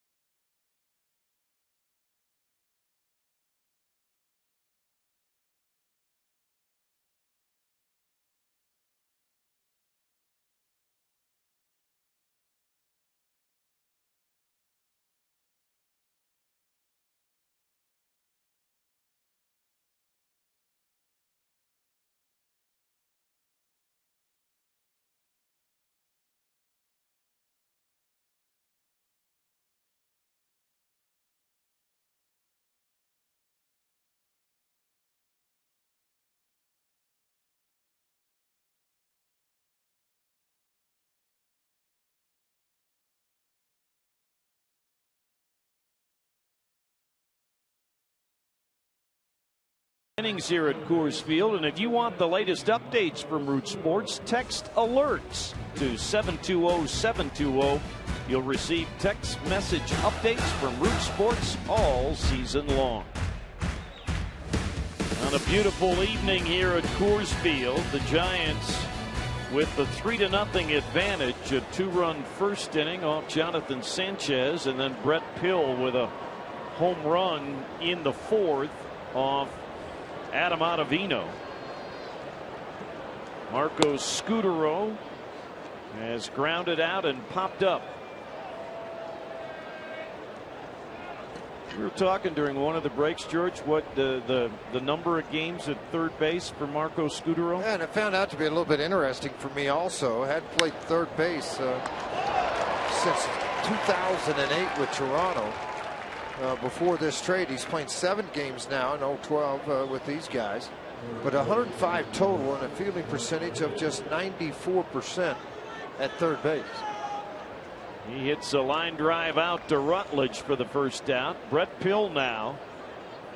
He was the first man Ottavino faced and took an Adam fastball on the inner half and lined it into the seats and left. The Giants on the year have hit just 64 home runs. Well, I get a text here that they're wondering if a pitcher can go to the mouth while on the mound. They can now. The rule changed to where they can go to the mouth as long as they're not in contact with the pitching rubber. That's why you're seeing a lot of that. And to answer another question that popped up tonight is that Kadire has a little bit of a bleak strain. That's why he hasn't been in the lineup. Jordan Pacheco's natural defensive position was shortstop, second base while at college. 1 ball, 2 strikes on Pill now. Jordan's made a lot of progress, especially coming at the ball on the plays at third base.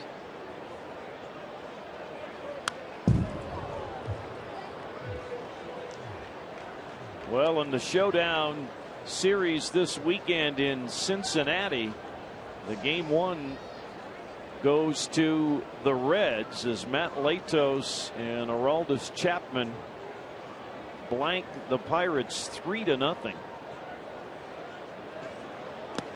2-2 now on the hitter Pill. And not only did Latos pitch very, very well in that game to get the victory, he hit a 2-run homer. Wow.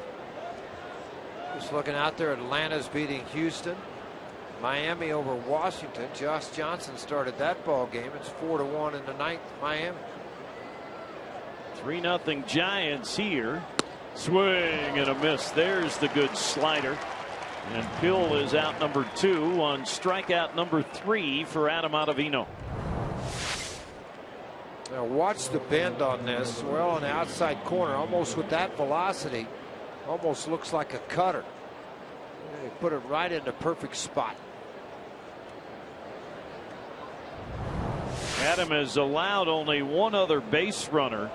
The base hit by Posey since coming on and giving up that home run to Pill in his first at bat. Joaquin Arias has flied to right and grounded to short.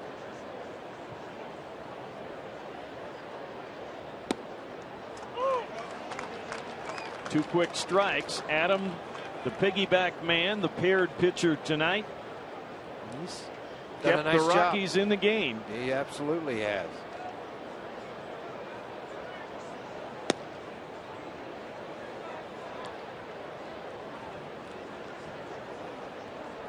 Did you like when a catcher, George, and picking your brain again here, when in this situation with nobody on, did it make any difference to you when he moved into the target space? No, I liked it early. I like to throw to a body. I like catchers that move corner to corner. If you want it on the outside corner, then split your body on the outside corner for me. Help me throw to the target better. Some people believe that it doesn't necessarily have to be that much. And I think the one thing you look for too with particularly young catchers, because they want to receive the ball cleanly, is their positioning of their body the same on a fastball slider. Like that time you look in, Rosario was very wide with his stance behind the plate on a breaking ball. On the fastball, the legs were tight under the body. Other coaches can pick that up very quickly. A little wider stance and a breaking ball again. And that, you know, that's where sometimes guys like Flannery, Roberto Kelly, older coaches, they pick things up like that when you see catchers that will give away a pitch. Now, where you really crisscross them is if you can spread out on a fastball, or if they call curveball and you throw it right by the guy. There's Tim Flannery, the baseball veteran and quite a musician.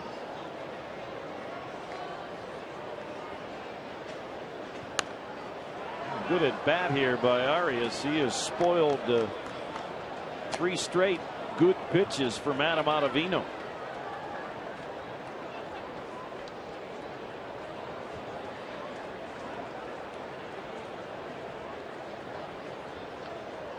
Well, he won't go back out for the next inning because he's due up.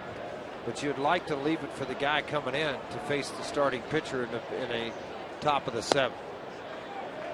But Arias battling to a full count.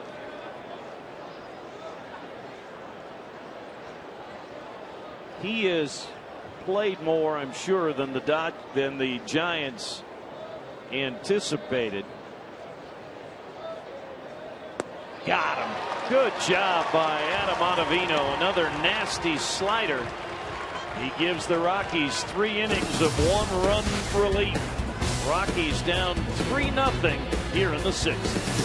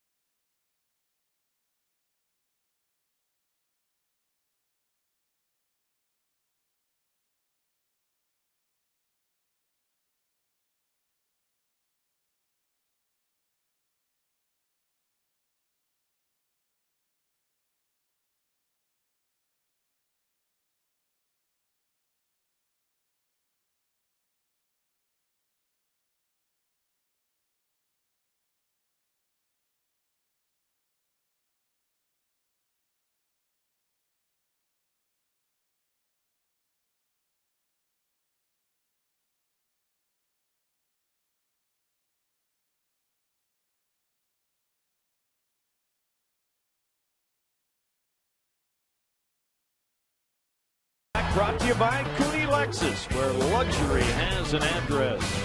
Giants got 2 runs in the first inning, an RBI single by Ryan Theriot to score Angel Pagan, who had doubled. And then Hunter Pence's fielder's choice plated their second run.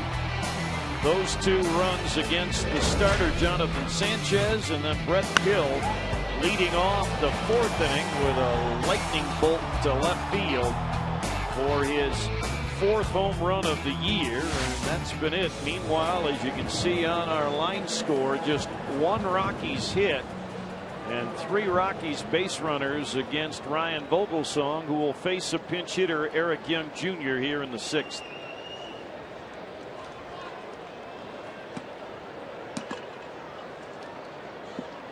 EY more pinch hit at bats than anybody else with the Rockies.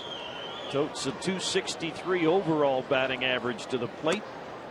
And Ryan Vogelsong threw the lineup twice, 18 batters, 12 first pitch strikes. That's the amazing part of what he's done. Again, pitching with a purpose in this ball game.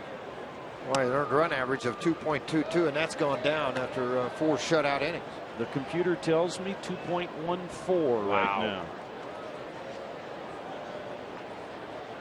For a guy who thought his career might be over when he went to Japan a couple of years ago.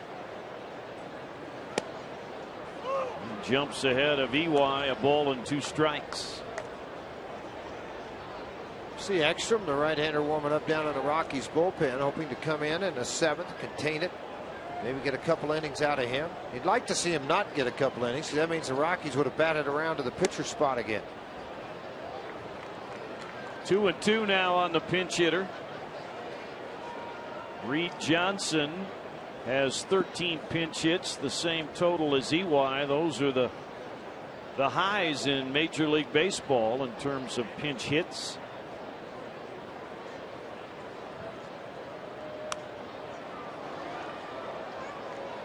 Suites and party facilities provide a great atmosphere to entertain VIP clients or celebrate a special event with friends and family. Call today, 303 Rockies, and try to reserve one of the suites. It is a great place to watch, and the food, outstanding.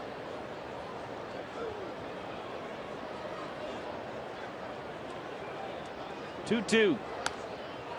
Good way to battle that thing off. That was a nasty pitch. Vogelsong has had 6 ground ball outs, the 6 strikeouts.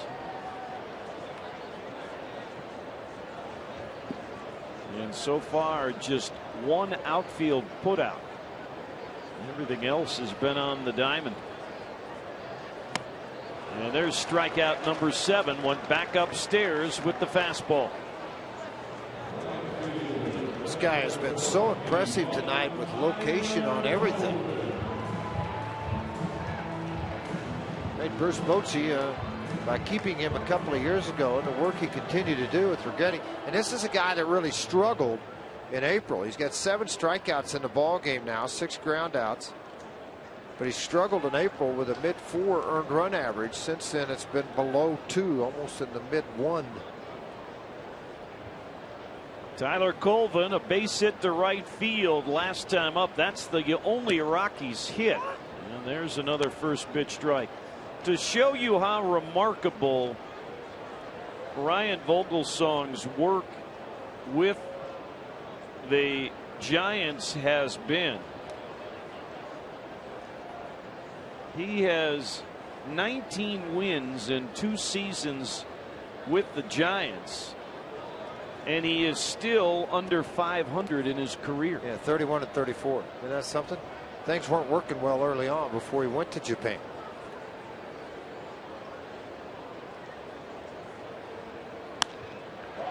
Off the end of the bat to take some of the sting out of it, and Pagan makes the play. 2 away.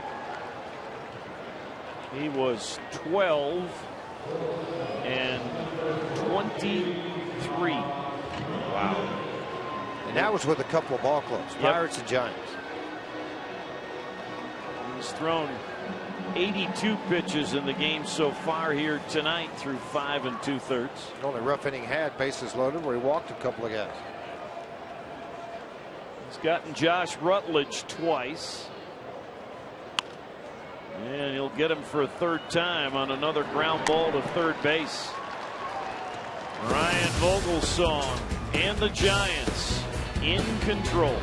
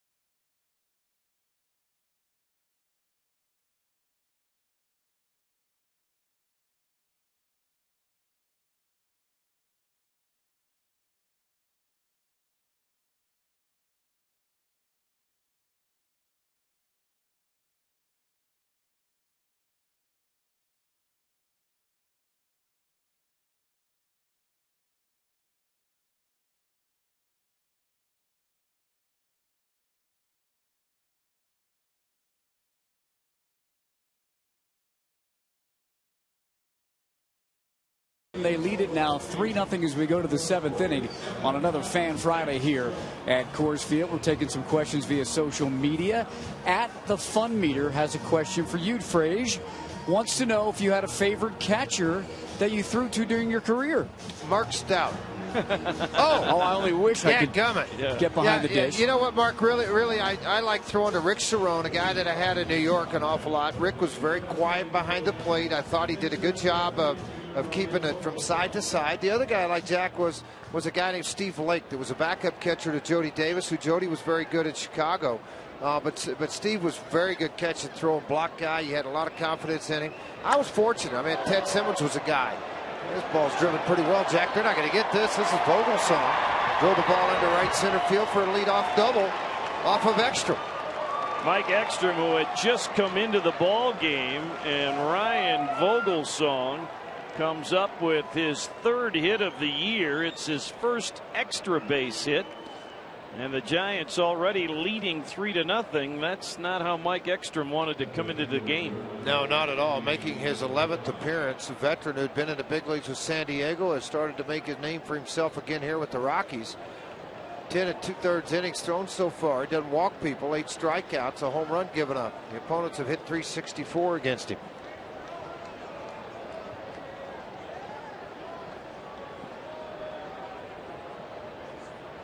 Here's Angel Pagan. Double and a run scored in the first inning. He's also walked and grounded out.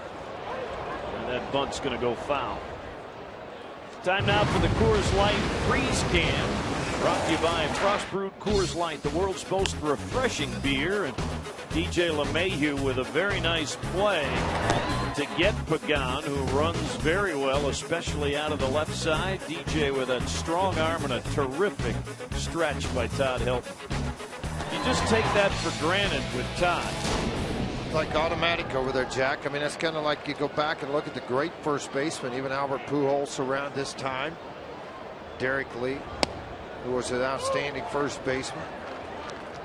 And I think, I mean, Todd's won 3 Gold Gloves. I think there were at least 2 more seasons since I've been here covering the Rockies where I thought he deserved another Gold Glove. I would agree with you.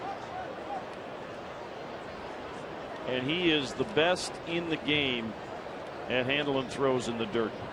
I think a year ago he led it by almost 20. That's just not to say that you want that many, but it was like 64 or 65 picks for outs. You know, Tulo likes to say a little bit of the gold off his glove should probably go to Todd. And Troy winning those multiple awards as the best defensive shortstop in the National League.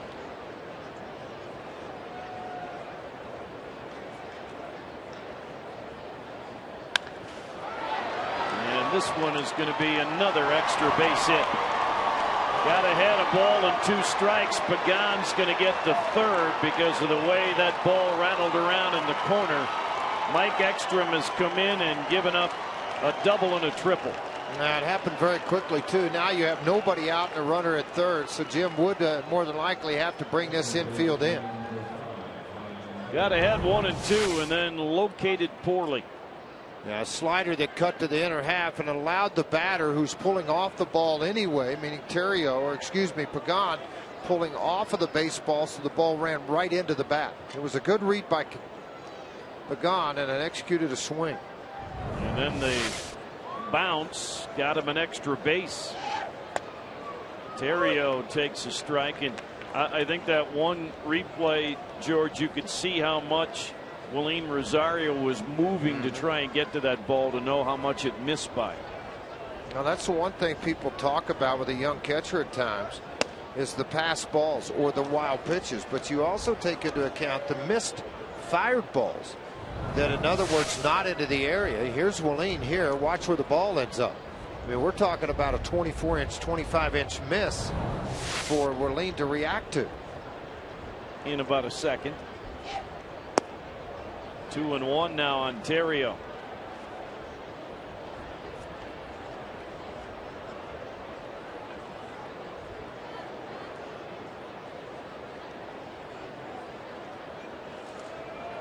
Seven hits for the Giants. 2 doubles, a triple, and a homer among the 7. Rockies, meanwhile, have just 1 hit and 3 base runners against Ryan Vogelsong. Tyler Colvin single and walks to Dexter Fowler and Carlos Gonzalez.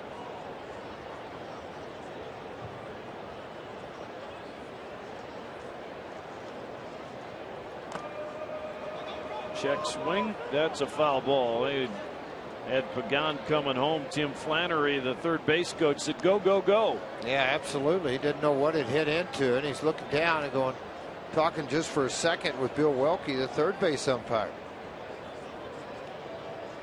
No argument out of Bruce Bochy or Terrio.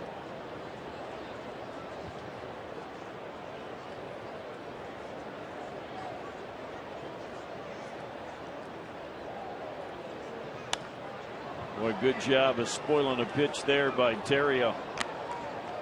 Down holds at 2-2. I mean, the Rockies knew coming into this game the challenge. Ryan Vogelsong is the latest version of Brad Penny, not so much in how he pitches, but success against the Rockies. Yeah, no question. Brad Penny also with this Giant ball club now. They're not going to check it. They did, and Tim Cheetah didn't want to raise his arm, so he just shook his head no. Oh, Brad Penny back with his club after going to Japan. There's Brad after going to Japan for a short period. Came back, has worked out of their bullpen now. But Penny, as a starter for a number of years, he just show up and it was a win. Oh, won I think 15 games here, and when he pitched against the Rockies. Brad also 6-0 1 year. Yeah, 1 year with the Dodgers. 14-3 overall. Yeah. 14-3 overall versus the Rockies. And I know where he's from. We just had Mike Fox, our producer, saying, ask George where he's from. But Canero, Oklahoma. That's a heck of an at bat by Ryan Terrio on a 10-pitch at bat. He draws a walk, and the trouble has not diminished at all for Mike Ekstrom. Yeah, you don't want this game getting away from you right now. Jim Tracy not getting anybody up in the bullpen at this point. A lot of times managers will sit on that front row. They move to the bench to change the luck, if anything. Well, they've had luck tonight against Melky Cabrera, but you don't like him in this situation. The switch hitter is 0 for 3. Did reach on an error in the first inning. And he leads the National League in total hits with 145. The batting average has dipped below 350 for the first time in a while. 349 as he digs in. And right on the chalk down the left field line. That's going to score 2 more. Cabrera with the double. 6-0 Giants. I'll tell you what, not a lucky break at all for Mike Ekstrom either because of where the ball was hit. You're talking about a left-handed hitter that hits for average, but you're also not going to think that this running sinker, look how far out in front, slaps the ball, watch, hugs the right over the top of the bag. Checo, a left-handed hitter up, not anticipating the ball that close, and it ends up into the corner, and there's 3 on the board now for the Giants. As Pagan scores, Terrio scores. The way Vogelsong's going, it doesn't look good. Bo's going to come out. Bo had been the pitching coach in AAA, so he should be familiar with Ekstrom and what he needs to do to work his way out of this inning. Well, not only the perfect placement of that ball over the bag, it went down, and there's just a little bit of a jut out of the grandstand about 3/4 of the way down the line. It hit that and changed directions on Cargo. That allowed Terrio to score from first.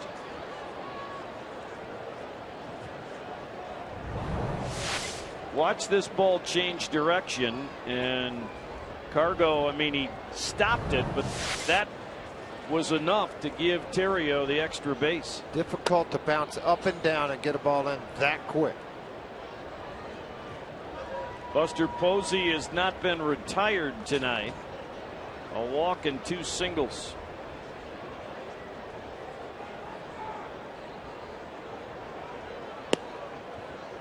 One ball and 1 strike. The Giants on their 3-7 homestand were struggling to score runs, but they've taken advantage of command and experience in scoring 6 times already tonight.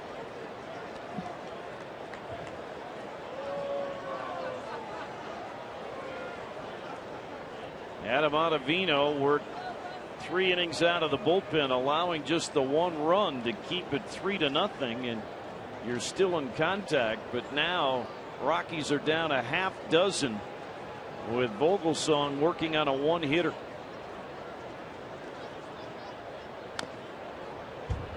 Two balls, 2 strikes. Well, the Rockies have only had 1 chance with runners in scoring position, or 0 for 1, but the Giants 3 for 8. They've capitalized on having their opportunities so far. Miami did go on and beat the Nationals in Washington. They were playing a doubleheader today, I believe, making up a game, and they split the doubleheader. Washington won the afternoon game. Marlins back on the evening side. The Diamondbacks got a good effort from Ian Kennedy tonight and beat the Phillies 4-2. Phillies continued their fire sale. This bouncing ball will keep Cabrera at second as they retire Posey for the first time tonight. The Phillies this afternoon traded or went through the waiver process and sent Joe Blanton, who will be a free agent at the end of the year, to the Dodgers. And you know what, though, another one that shocked me today was Suzuki of the A's, where the A's leading the wild card in the American League and only a couple of games out, or 3 out of the regular race in the American League West, sent their starting catcher to the Washington Nationals, and Mike Rizzo says he will be the starter tonight. And Kurt Suzuki traded for some prospects, and it was a little bit of a head scratcher. The A's have a young catcher who they really like. Yeah, a young man named Derek Norris. He's got a lot of power, and Norris came from the Nationals in the Giovanni trade in the wintertime.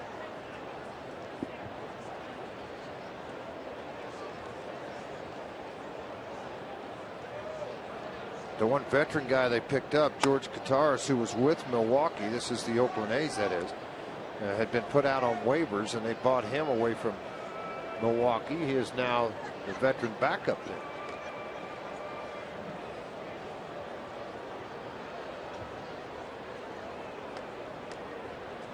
A struggling Mike Ekstrom gets a strike in here to Pence. 1 out, 3 runs home.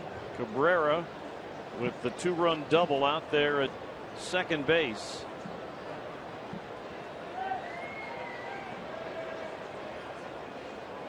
Now the addition of that second wild card will create this bouncing ball. Rutledge goes to third and not in time.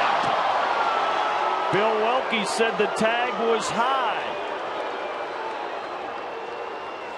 Cabrera, I guess, able to hang on to the bag. You can see Rutledge still looking at Bill Welke. Want a little more explanation out of it. We'll get a good shot of it, I'm sure, on the Mike Shaw Subaru Super Bowl. Rutledge getting frustrated too. Throw beats him by a while, but Pacheco, there was that lead foot over the top of the bag. Not your typical slides you'd like to show on the video on how to tease out. His body came off, and Pacheco kept the tag on him. I think he actually got him right here, George. He did. See, yeah, his foot's not on yet. Yeah, you can see the uniform move. And then it bounced up as he went across too. Fielder's choice is the ruling, but the runner is safe at third, so still only 1 out. I think you could see Cabrera was surprised the throw went to third. I think Bill Welke was surprised. And I'm not sure why he would be surprised taking off on that ball hit to Rutledge. Now turn it over and get out of this thing. There's one. Not quite in time, and the run was going to score anyway because the throw wasn't going to be in time, even though it got away from Todd Helton LeMahieu's relay. So Marco Scutaro with a fielder's choice makes it 7-0. In the grand perspective of this game, the missed call at third might not mean much, but that's one extra run that the Giants shouldn't have gotten. Absolutely should not have gotten. That ball went between Todd's legs, something you don't see there either. Anticipate a ball maybe having a little bit of coming up a little bit. It did not. Yeah, there's some stirring going on down in the Rockies bullpen. It appears to be Matt Reynolds, the left-hander. You know, it's an interesting process. The beauty of being at home means you get that final at bat. The downside when your pitching isn't effective is on the road. When you're not pitching well, you only have to pitch 8 innings. That one more inning to an overtaxed bullpen is just one more challenge. But and again, with all the failures or success of this whole thing working out, that old bat flare hangs up and let Gonzalez get it. We'll continue it in the next half. Yeah, the Giants score 4 times here in the 7th. They have busted it open. They lead by a touchdown.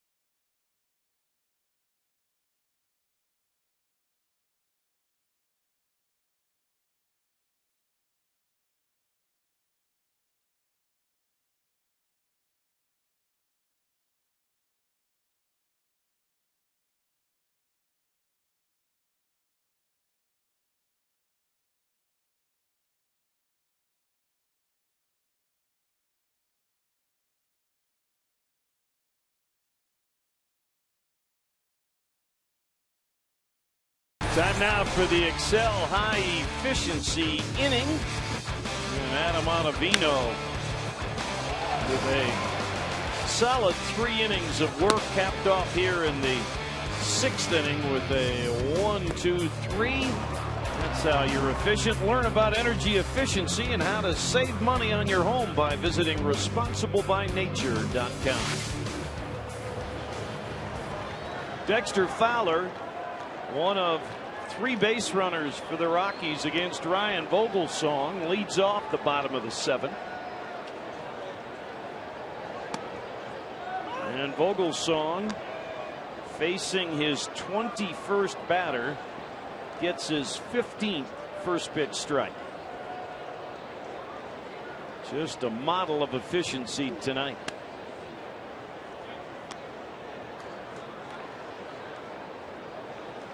Trying to win his 9th of the season. He's taken a 10th off his leading earned run average. 2-1, came in leading the National League with an earned run average of 2.22. It is at 2.12 as he works here in the 7th. Carlos Gonzalez, Jordan Pacheco will follow. 3 balls and a strike on Dexter. Vogelsong with the 2 walks to Fowler and Gonzalez in the 4th inning. He has struck out 7. Tyler Colvin has the Rockies' lone hit. This is hit pretty well. Deep left center field, but a chance for Pagan. He can't get to it. Dexter, this would be for the record. He is in with his 50th triple. Dexter Fowler, number 1 all-time in 3 base hits for the Rockies. Take a look at that list. Neifi Perez, Larry Walker, Todd Helton, and now Dexter all by himself. Leading the majors with 11 triples this year.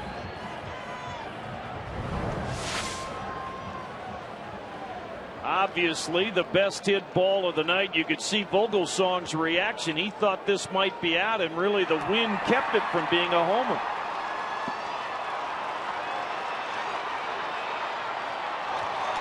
You see Dexter, he knew that was number 50. He should be excited, should be proud of that accomplishment. This has been the breakout's not the right word.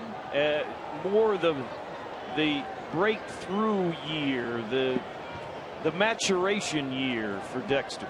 He really established himself. Obviously the defense has always been there, but now this offense, with what he has done, has really jumped out at you. 295 now the batting average. All the triples, the 11. He's had 11 doubles, a dozen homers. He's 5 RBIs shy of his personal high. And Cargo drives it to center field. Pagan will catch this one, but it'll be a jog home for Dexter Fowler. The Rockies are on the board. RBI number 72 for Carlos Gonzalez. All you're trying to do, if you're Vogelsong, you know you're going to have damage after that leadoff triple in left center by Dexter Fowler. With Carlos Gonzalez, Pacheco, and Helton coming, difficult to keep that run from scoring. Yeah, he'll trade the out for the run with a 7-0 lead, don't question. What'd that make his earned run average jump up to, Jack? 2.18 now. No, it's 2.14. 1-2. 1-2, yeah.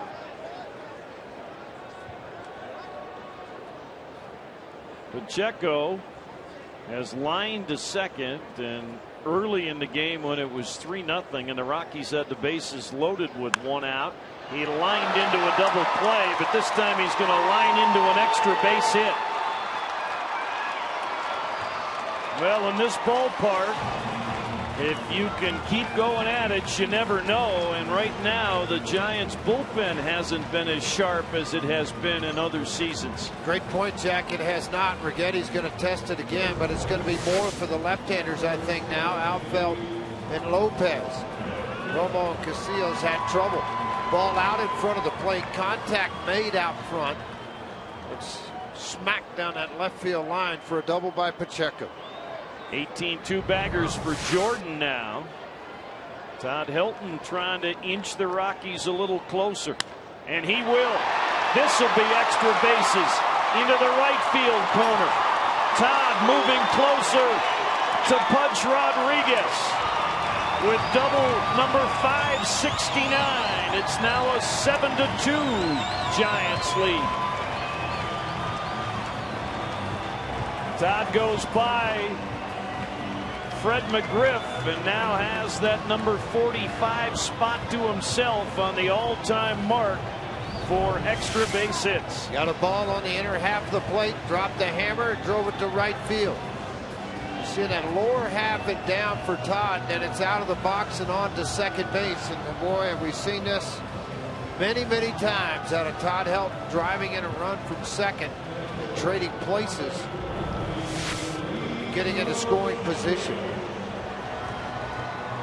Todd with 569 on the list now. There you see Pudge, the great Charlie Gehringer, and Wade Boggs. A lot of Hall of Famers on that list. Yes, there or is. Will be. Yes. Now let's see if Willeen Rosario can keep it going against Vogelsong. Look out. Willeen has struck out and popped up. It is still quiet. Nope. Now we see a little bit of activity just starting. George Cantos has just begun to throw in the bullpen for San Francisco. Yeah, fastball will run up in the 90s, but has a very good hard slider with it. 2 balls and no strikes on Rosario. Vogelsong had allowed just 1 hit coming into this 7th inning. But he has allowed a triple, a sacrifice fly, and a pair of doubles.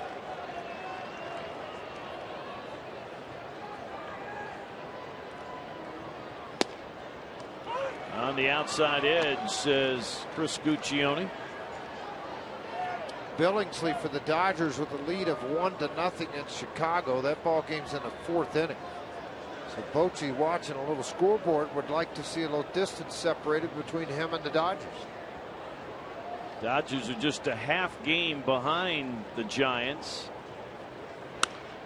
Willeen with a flare down the right side. I don't think Pence can get there. No.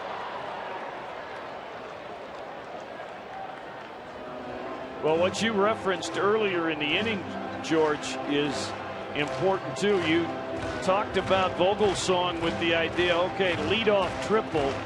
I'll give up the run to get an out. As it turns out, the sac fly to this point, the only out he has gotten. Yeah, back-to-back doubles, Pacheco and Helton, and another chance to put another tally on the board, even though the count had 2-2. Expect a breaking ball if you're Willeen.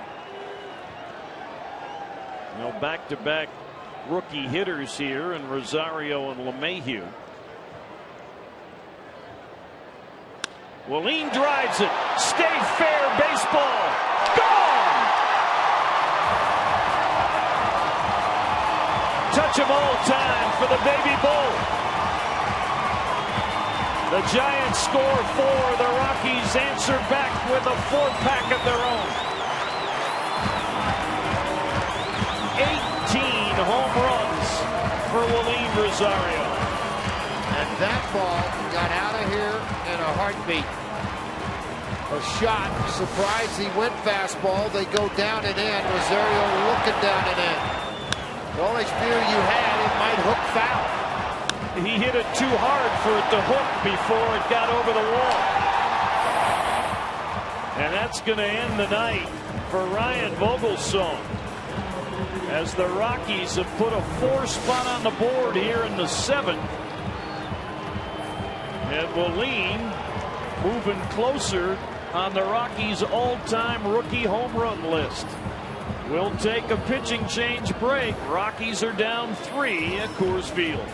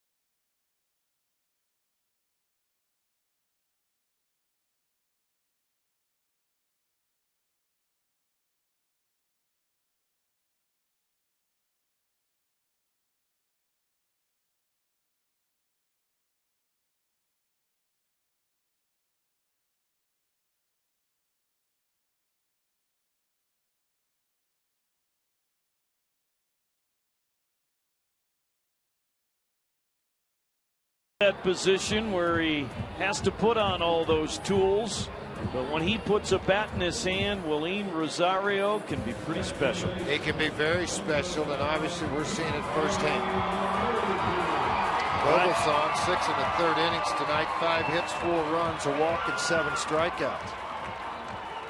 And then we'll see George Cantos for the first time. The Rockies have not faced this guy before, at least the big leaguers haven't. Well, a guy that typically does not walk people. He's somebody that will throw the ball around the plate. Just 4 walks, 22 strikeouts in 21 innings. Fastball at 90 to 91. He was in the big leagues last year with the New York Yankees. 7 games, 6 innings pitched, 4 hits, a couple of runs. He struck out 6.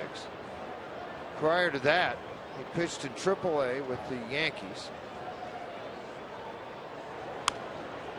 1 ball, 1 strike, the count on DJ LeMahieu.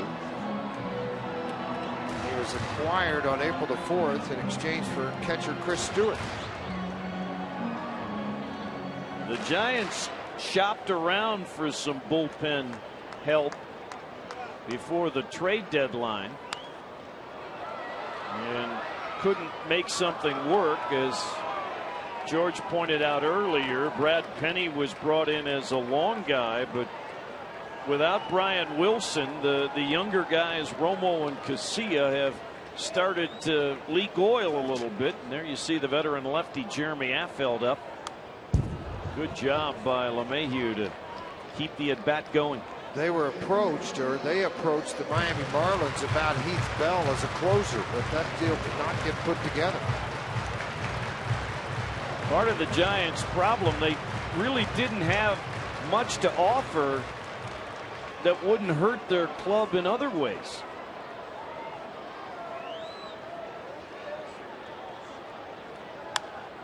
This will stay in the yard. The fans get excited, but LeMahieu got under it just enough, and Pagan has it for the 2nd out. Now Ramon Hernandez will come and pinch hit for Mike Ekstrom. And remember, the Rockies bench, just like the Giants, there's only 4 there. And so with Pacheco's ability to catch, it allows them to use Hernandez to come on and pinch hit, whether he stays in the game or not. In a double switch, Kadire is still bothered by oblique. You have Johnny Herrera. Their bench is Sanchez is the switch hitter, and you have Blanco, Belt, and Crawford all on the left side. Ramon with a good night again last night with an RBI double and 5 for 12 on the homestand. Cantos with a 92-mile-an-hour fastball.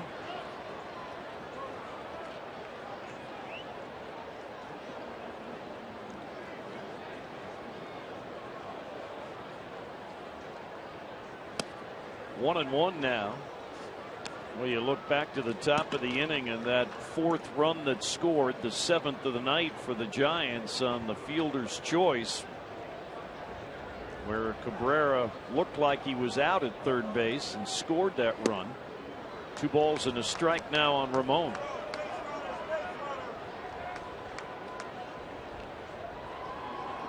Yeah, the Rockies bench without Kadire really tonight, other than an absolute emergency.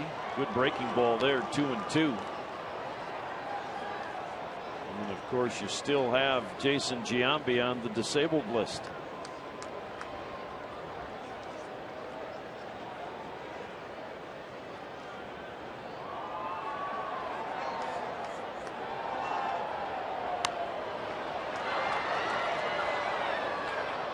Well, the fans have been treated to some interesting baseball throughout this homestand, even though the Rockies have won just one of the first 6 and trail here by 3. It has been very entertaining. I think sometimes that gets lost. Obviously, you want your team to win.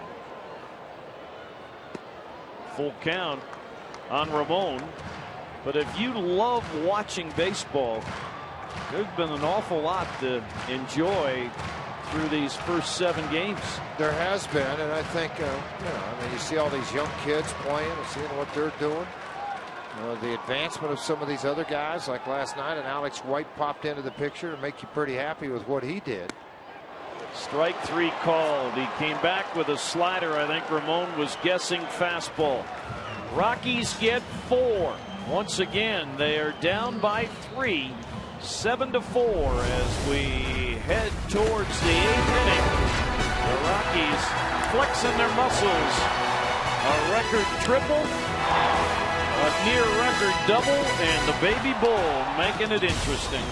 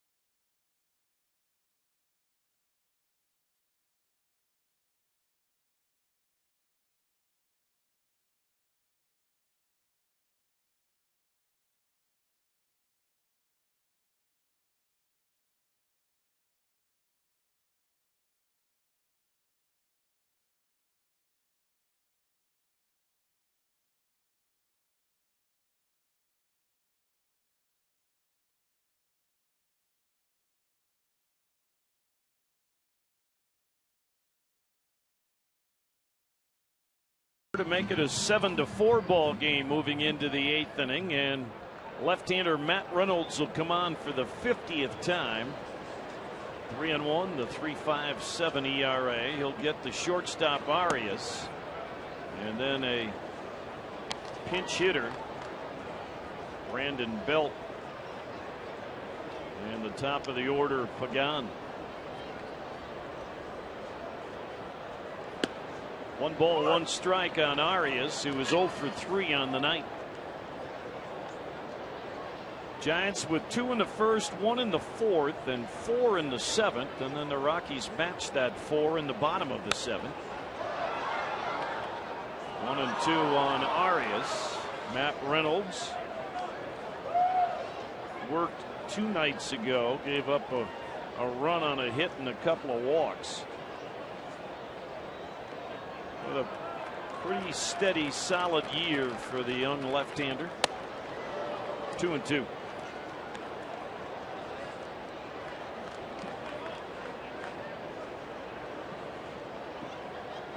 Mentioned in an awful lot of trade rumors, not so much in Denver, but throughout baseball. And a good swing by Arias as he waited back on a breaking ball, and or something soft. He was able to speed up the bat and get hit number 9 for San Francisco. If you're hitting the road, subscribe to MLB.tv to see every Rockies game out of market, online and on your favorite devices in HD quality when you're not at home. So make sure you check it out at ColoradoRockies.com. Well, after the base hit, they pulled Belt back, and Gregor Blanco will pinch hit instead. Bochy, this is a guy that can really handle the bat. 2 for 9, and look for the advancement in a bunt situation. There it is, a high throw from Reynolds. 2 for 9 as a pinch hitter for Blanco. 238 on the year. He does not have a sacrifice bunt, but he is fast. I'm sure he probably has a bunt base hit or 2 on the year.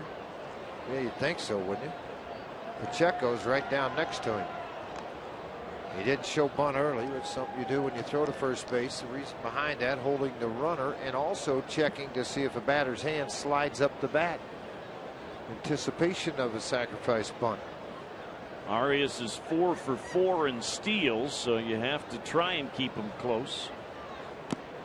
Bunt is foul.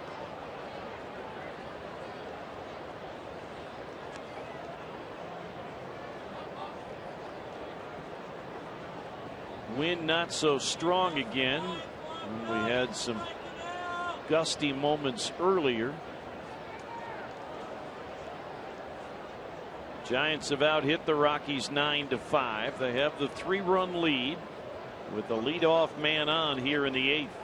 Matt Reynolds, the 4th Rockies pitcher. Blanco's bunt. Reynolds looked to second and then just lollypopped the ball over Todd Helton's head. Fortunately, DJ LeMahieu was backing up the play. It'll be a sacrifice and an error. Well, if the Rockies put yourself in a position to only be down 3 runs, the last thing you want to get into is the top of this order. If first base is left open, it sets up a lot of things for you. But when he went for the flip, how about DJ LeMahieu, smart and very alertly got behind that throw, or there could have been bigger trouble, more like second and third, and no outs. Rockies 2 for 3 with runners in scoring position. The Giants 3 for 11. Pagan's had a big night. He has doubled and tripled, scored 2 and driven in a run. He's walked and grounded to second. That's the second error of the night for the Rockies, and from a tennis perspective, that was an unforced error. Ball 1 to Pagan, hitting from the right side. He did that his first 2 plate appearances against Jonathan Sanchez.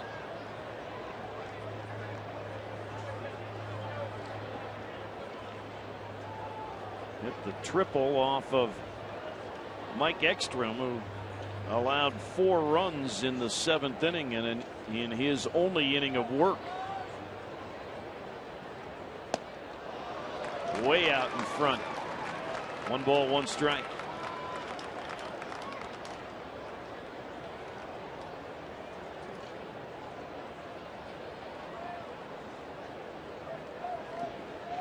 Now you climb back in, and now you're in danger of the Giants pushing it out again. Pagan trying to cross everybody up with a bunt. He's now down a ball and 2 strikes.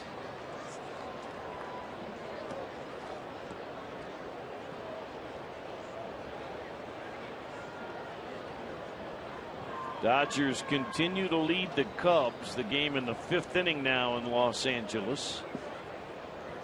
1-0 that score. Diamondbacks won at Philadelphia. Padres are losing at home to the Mets 1-0.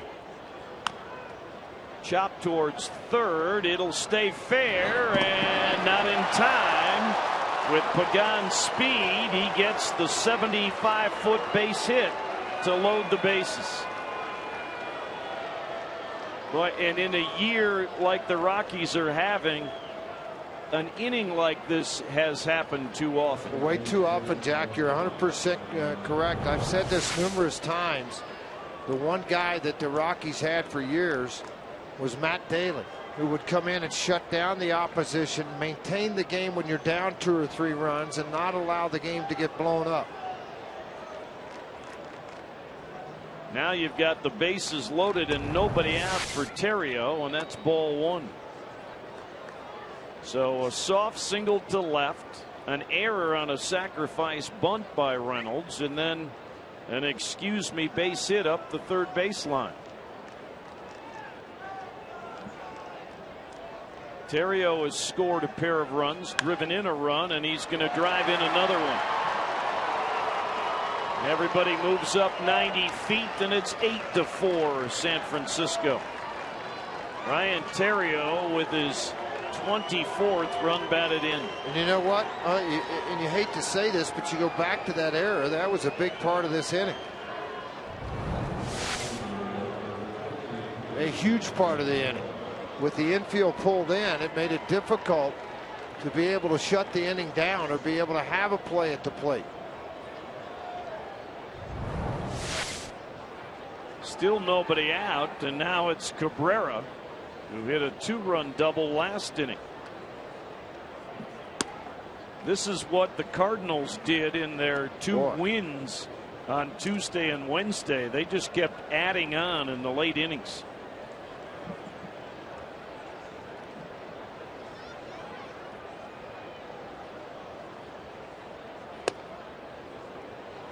Two and 0 on Cabrera. Nobody up in the Rockies bullpen either. Belial has gone 2 days in a row. Brothers 2 days in a row. Jim may have been trying to stay away from both of those guys. And he doesn't like going to those guys when the deficit is more than 3. He says, I'm using up their ammunition. And Renicky is your piggyback guy for tomorrow's ball game, him or Torres. We don't know what's going to happen on Sunday with Christian Friedrich in his side session today when he threw to check the back to see if he'd be okay to go Sunday. So you're not managing just this inning, you're managing for the weekend. There may have to be some changes over the weekend because of what's happened just in this ball game.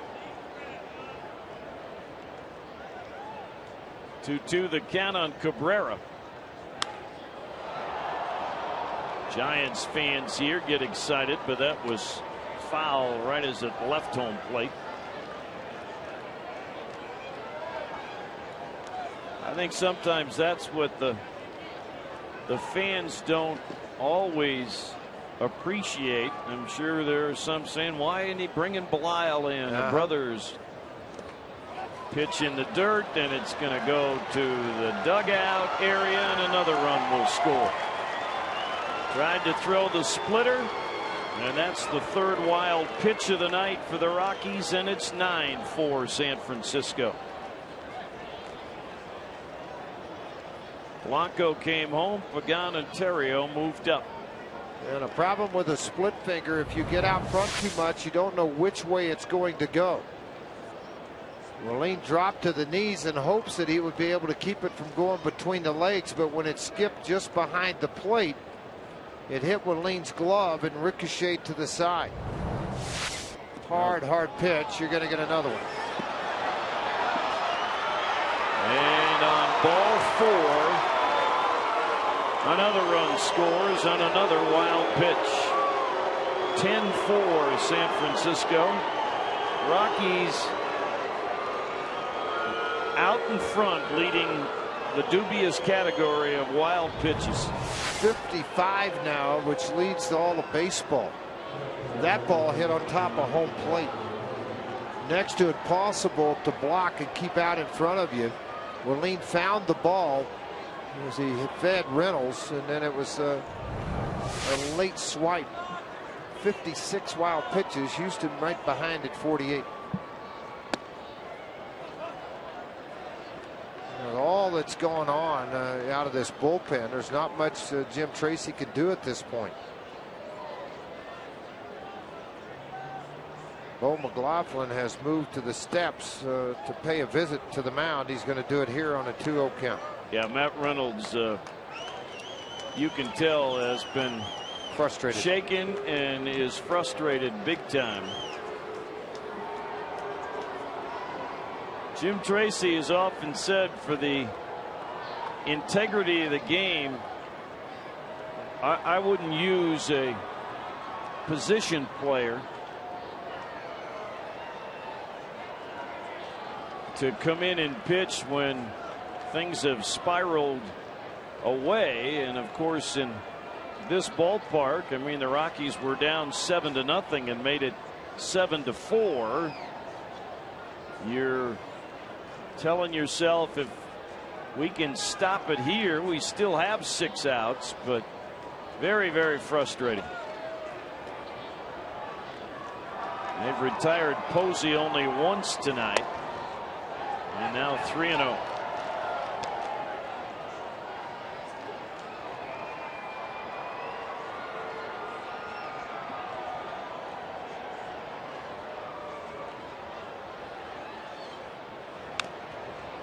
He had to kind of figure on a 3-0 with a 6-run lead, they'd give Buster Posey the green light. Well, Jim Tracy, who's managed here for a number of years, and even Bruce Bochy, they like to get that expansion to 5-6 runs. And in this ballpark, they understand how it can play at times. There was 8 runs scored just in the 7th inning between these two teams. And we might have some more. Dexter can't get to it. A 3-run homer for Buster Posey. It is 13-4 San Francisco.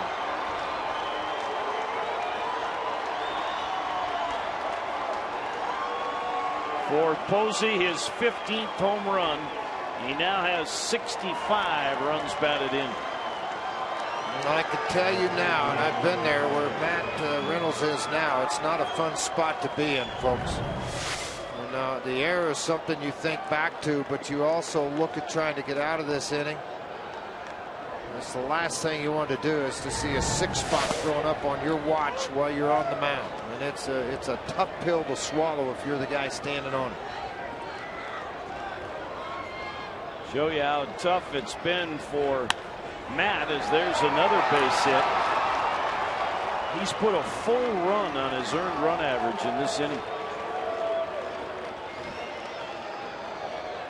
And I know Jim Tracy, sitting in the dugouts, asking himself, stay away from Bilal, stay away from Brothers. But you also got to think of this young man on the mound right now, and what, he's not out there to give up runs, and you don't want to see this happen to a guy that's been a main cog in your wheel. I mean, you got to get somebody up fairly soon and give them the chance to bail him out of this situation with nobody out and 6 on the board already. The Rockies bullpen will start to throw the baseball. It appears to be Carlos Torres. Dexter Fowler will grab this one, and Marco Scutaro is the first out of the Dodgers' 8th.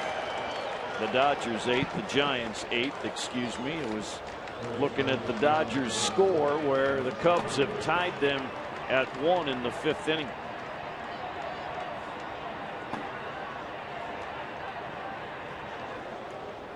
Yeah, it's funny in this game how a simple play might have created so much of this. This is well struck. Cargo turning one way and then another will make the play for the 2nd out on the drive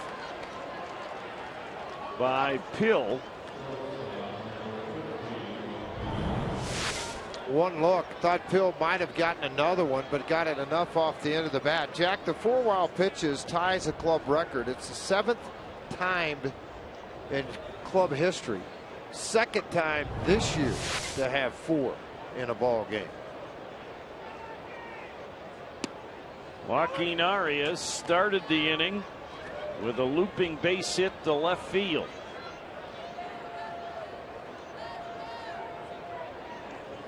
I started to say, George, he gets the out on that sacrifice, and you never know. A little cue shot. LeMahieu will go to first in time to get Arias to end the inning, but the Giants score 6. 13-4, they lead it here at Coors Field.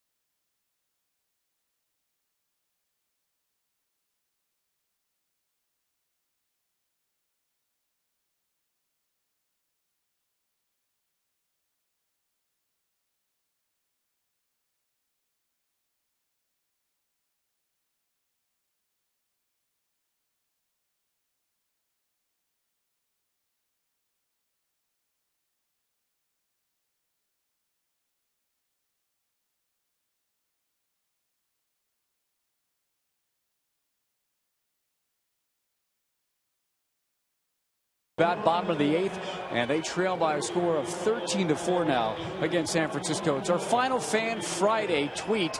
This is from @TheGiftedHomes, and they wanted to know what Tyler Colvin's walk-up song is, bat song is. Well, the name of it is Hold On to Black Metal by My Morning After, and coincidentally My Morning After playing Red Rocks tonight and tomorrow night. Tyler Colvin's well aware of that because he's got 3 friends in town from his home state of South Carolina.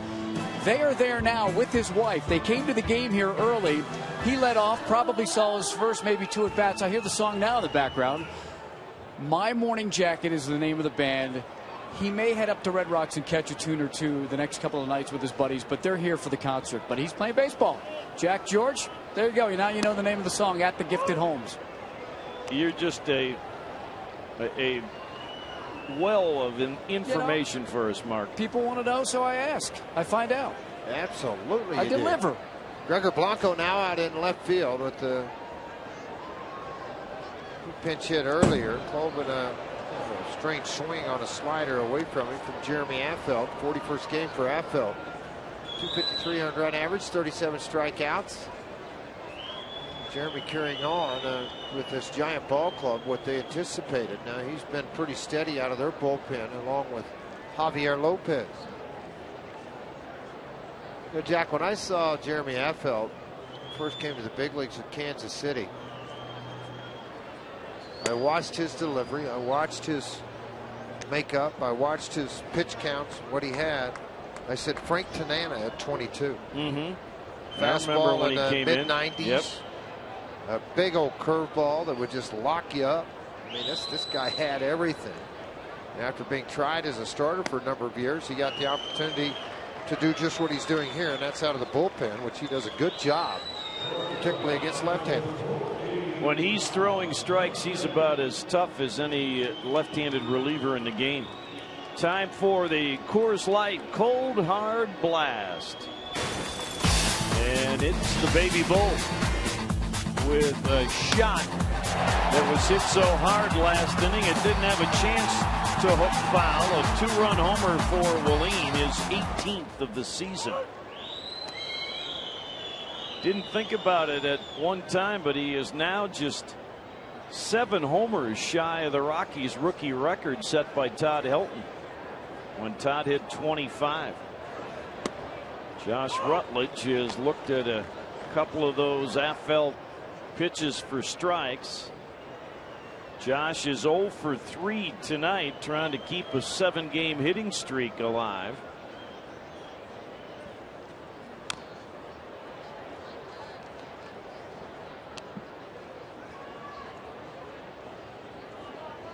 Huge roar went up here at Coors Field between the top and bottom of this 8th inning. And that's because they showed the finish of the 200-meter backstroke up on the video screen. And Missy Franklin from Regis Jesuit right here in Denver with another gold medal. Yeah, how about that? World record time, too. Oh.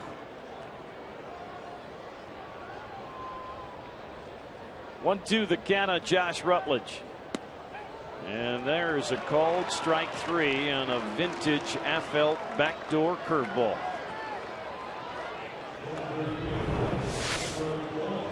Not that it's easy to pitch in these situations, and for Rutledge, what he's complaining and looking at is how far that ball came to get into the strike zone, but that's Jeremy Affeldt. But the guy in this game to me that really stood out is Contos, who came into the ball game when the gates were flooded and was able to come in and get a fly ball and a strikeout. And then their offense came back in. Their offense 10 runs in the last 2 innings. This is Coors Field. I mean, 14 runs scored, Jack, in the last inning and a half. Almost 2 innings now. Dexter Fowler started the Rockies rally with a record-breaking triple last inning. And he just missed having another extra base hit. 2 strikes on Dex. Tripled to deep center field. Take another look at it. It gave Dexter 50 3-base hits in his Rockies career, passing Nathy Perez for best in the 20-year history of this franchise. 1-2 on Dex.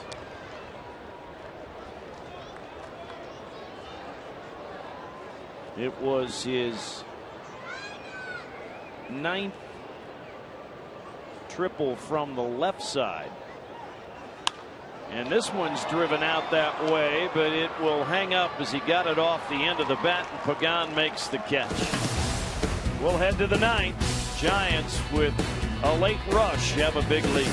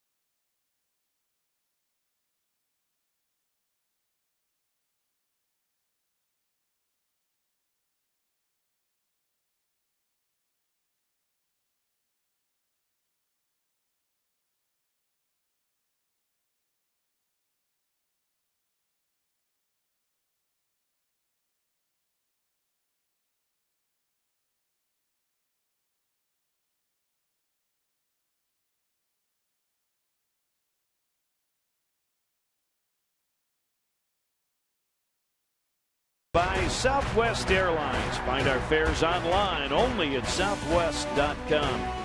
And by Brockenier Mechanical and Plumbing Services for all your plumbing, heating, and cooling needs. Call Brockenier at 303-777-3037. Think green. Think Brockenier.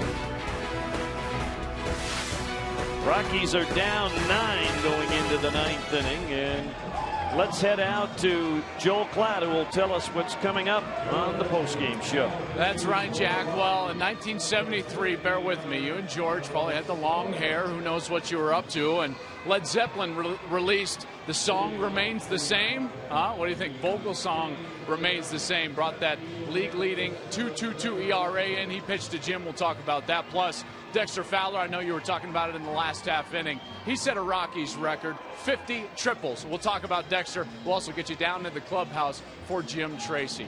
Jack, back to you. Long hair? No? Oh, you yeah. and George? Oh, yeah. Wait a minute. What's that guy behind says, long live the stirrups? See, I wore stirrups. You did you, Joel? I did not. They look pretty cool, though. He wants to bring them back. That's more of a college thing now, the stirrup, you know. The high sock thing. That's right. Carlos Torres coming into the hill, making his 13th appearance. Carlos throwing the ball extremely well, touched up for a couple of runs in the day before in the ball game. One inning, couple of hits, cheap hits, but ended up in a couple of runs. Gregor Blanco, look out, boy. Fortunate that didn't get somebody. That hit a seat back in the third row right behind the Giants dugout, and those two young ladies are thrilled that it hit the seat and not them. Gregor Blanco reached on the throwing error by Matt Reynolds on a sacrifice bunt try. Came around to score. The Giants with 6 runs last inning after a 4-run 7th inning. Blanco does get credit for the sacrifice bunt. The run was unearned. 11 earned runs of the 13 for the Giants tonight. 1 ball, 2 strikes now on Blanco.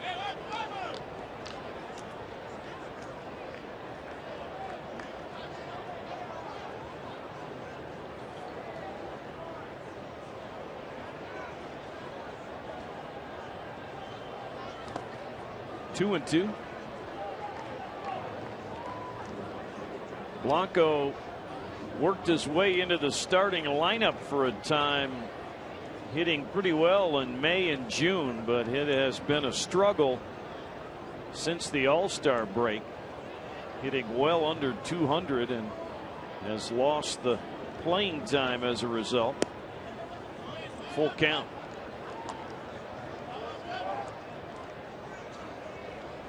Jeff Francis and Madison Bumgarner in game 2 tomorrow evening, so a lefty-lefty showdown. Bumgarner 11-6 on the year, 3-3 in his career versus the Rockies. 1-0 this year, went 7 1/3, 4 hits, a run. He struck out 2, walked 2. Jeff Francis, the one pitcher, Jack, that has embraced this 75 pitch or 80 pitch type situation.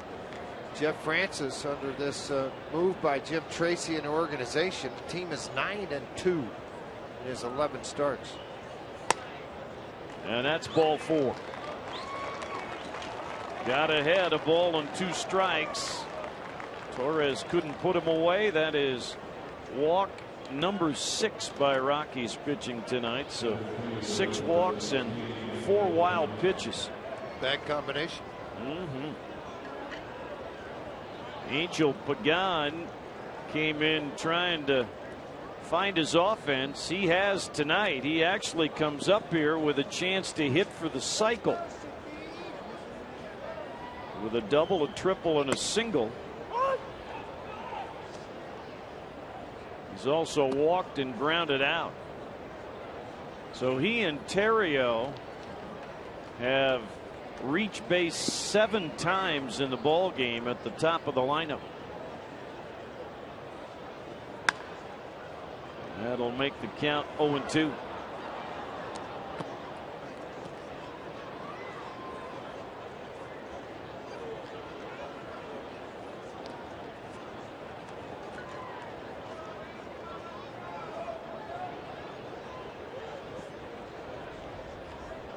Wind is picked up a little bit again.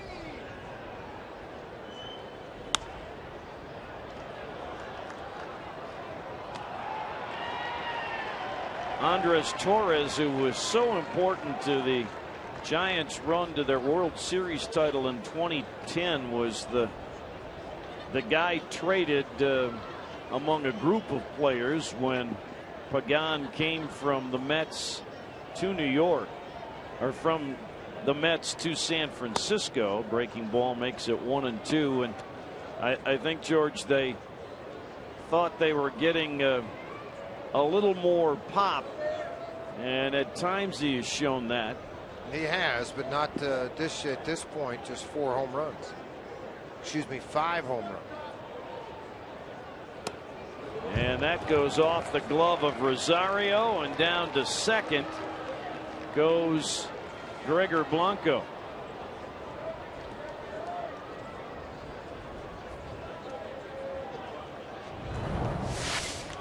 Anticipating a ball down, and it sailed completely over the head of Rosario. He jumped coming up. 5 wild pitches now, Jack, in the ball game. And that's a new Rockies record. Even though Wallin got leather on that ball, that has to be charged to the pitcher.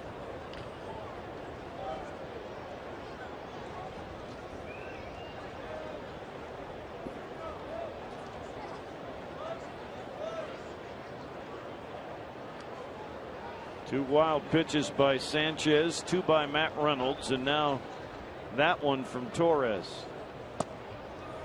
And the breaking ball misses, full count.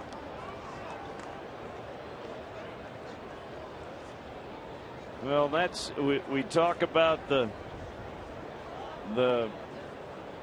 league leading wild pitch total. There's ball 4, and it was leading right into my next point. 7 walks tonight by Rockies pitching. That takes the walk total to 359. Well, in the year in 09 when they won it, 07 to the World Series, they had the least amount of walks at the big league level.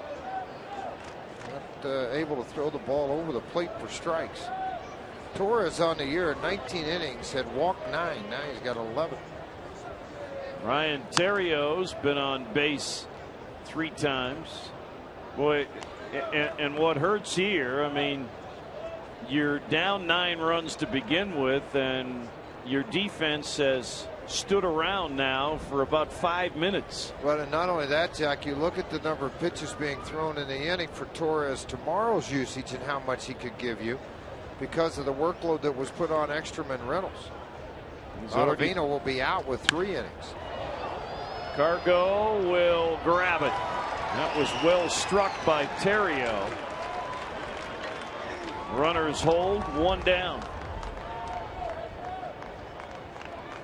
Hey, when you get in this situation, you're 1 swing away from a double play ball and getting out of the inning. Sanchez will swing it for Bruce Bochy. Batting for the pitcher, Affelt.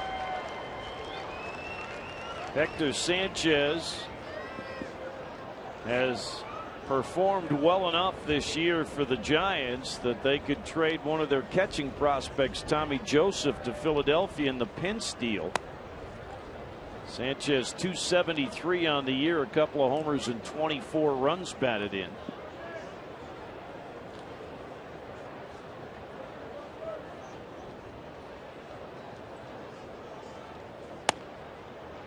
Torres has missed with the first 2 to Sanchez, who is a switch hitter. You know, when you have 5 wild pitches and you're not doing what you need to do, you always have a stat guy sitting around that's an old hippie that has nothing else to do other than who else has had 5 wild pitches this year? And this is a team record. Ours, this was an individual record with Freddie Garcia, who threw 5 wild pitches in 4 2/3 innings for the Yankees on April 10th this year. Wow. So you knew the old hippie would come up with something, Doug Marino. And do you feel better, Doug?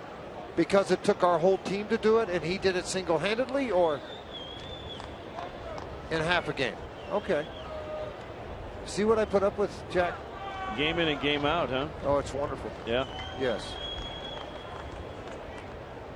Bo McLaughlin went out to talk to Torres. Now Carlos ready again with 2 on and 1 out.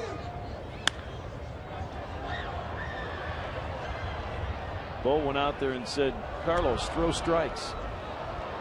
You know, the hardest thing, it's like all the little league kids in 3rd grade, their first year, and you jump into that kid pitch and they're not throwing strikes. And it's always the other 9 guys and the parents all yell, throw strikes until they get out there and have their chance. Yep. He's not trying to not throw strikes. He's trying to get out of this inning with the least amount of damage. That's what's been one of the biggest assets of Carlos Torres this year for the Rockies.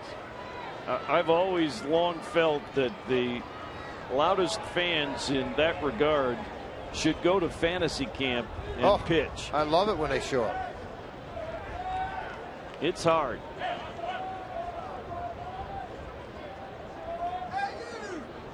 2-2. This is trouble. Hector Sanchez will have a 2-run double, and the Giants lead it 15-4 as 2 more walks score.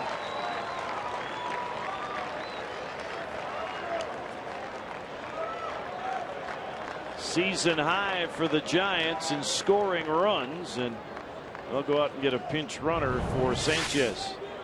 Yeah, they will. I mean, this is a guy that, no, they won't either. He'll just collect some gear and toss it out and let him keep going. That was Flannery. He wants back in a game. Yeah, that's it. Timmy wants to play a little bit more. Well, when it gets into that corner like that, if you're Colvin, you've got to wait for it to stop, basically pick it up. If you start to chase it, gets by you, it's only more extra bases. Buster Posey, who hit a long home run last inning, has had 3 hits on the night. Giants have scored 12 runs in the last 3 innings. 1 ball, 1 strike. Ekstrom threw 30+ pitches in his inning of work. Of course, Reynolds also. Ottavino worked 3 innings. And now Torres at 23. It concerns you only for tomorrow. Strike 2.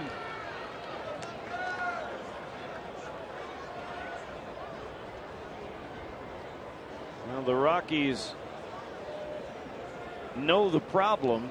The solution doesn't come always as quickly as you'd want. Wow. That was a slider, not a fastball.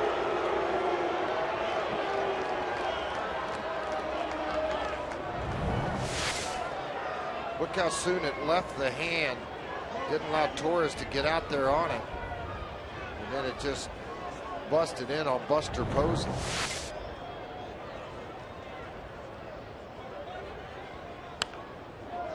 Count holds at 2-2.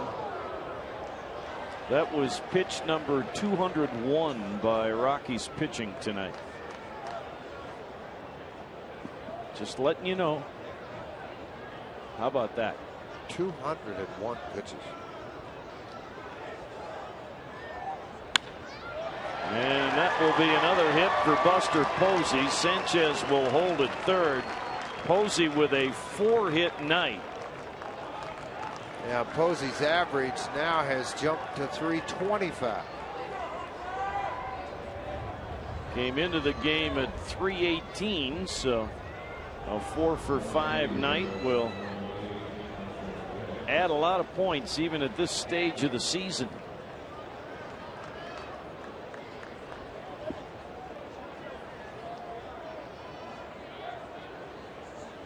Eight men batted in the 7th inning. 10 men batted in the 8th inning. And Hunter Pence, the 6th man to bat here in the 9th.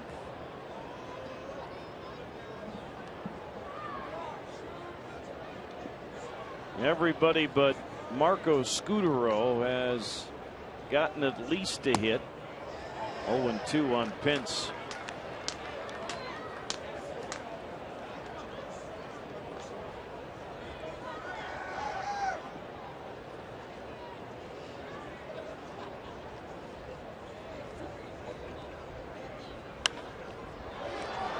Might be playable. It should be. For Todd. That's the second out.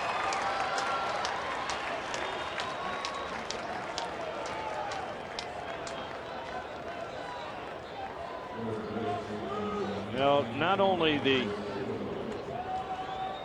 205 pitches at the moment, George, but 40% of the pitches have been out of the strike zone. That's worse. Yep. Breaking ball doesn't find the zone there. Ball one to Scutaro. Marco does have an RBI tonight.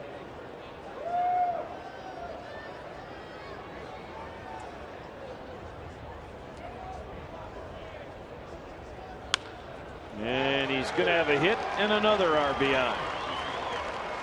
Sanchez comes home to make it 16-4. Now everybody in the lineup for the Giants tonight has gotten a hit, including the starting pitcher Ryan Vogelsong in that original lineup.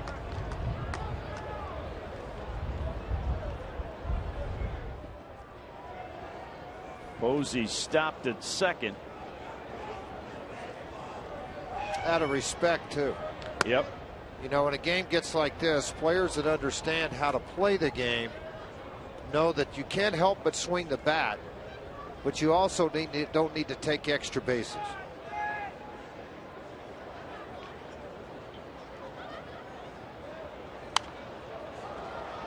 It's like the college or high school football games that are lopsided, and sometimes the fans get mad when the team that's dominating just doesn't take a knee. Well, that's insulting to the other side, but it doesn't mean that they're going to go out there and throw the ball all over the yard, right, run trick plays.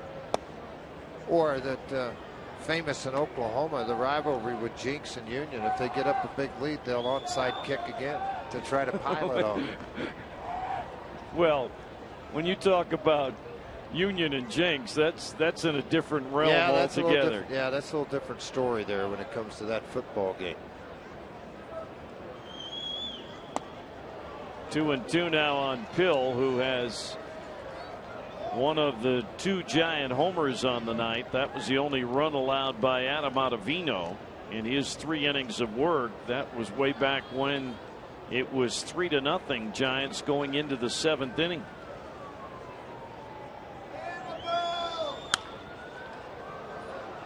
It'll drop foul. Well, a season high in runs, a season equaling effort in terms of hits for a high on the night, the 16 base hits, and 9 for 19 with runners in scoring position. Wow.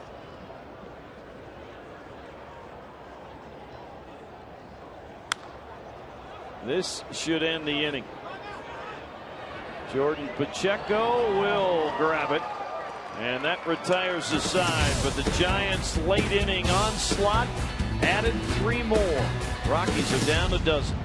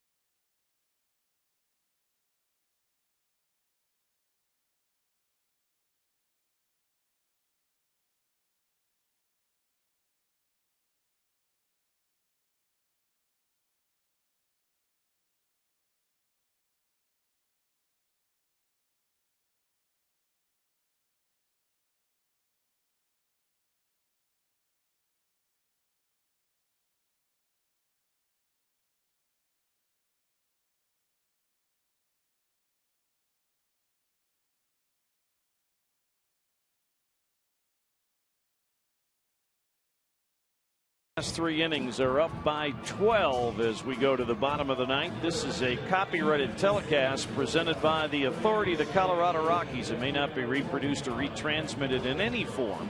The accounts and descriptions of this game may also not be disseminated without the express written consent of the Colorado Rockies. Buster Posey's night is done after Hector Sanchez pinch hit. He'll stay in the game, and Santiago Casilla, their struggling closer, has a chance to work, and you can see the Giants with the most runs in nearly 2 years with the effort tonight.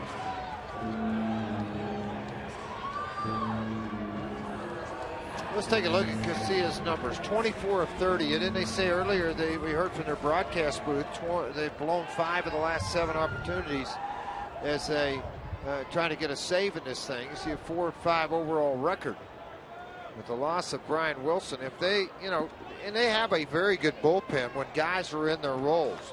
But when you lose a Brian Wilson out of your bullpen, as good as he was, sometimes it's hard to get it back and have guys get out of that comfort area and go out and play. Casilla, for the first half of the year, was doing an excellent job in that replacement role. He does have the 24 saves, as George talked about, but issues of late. 2 balls make it 1 ball and 1 strike on Cargo.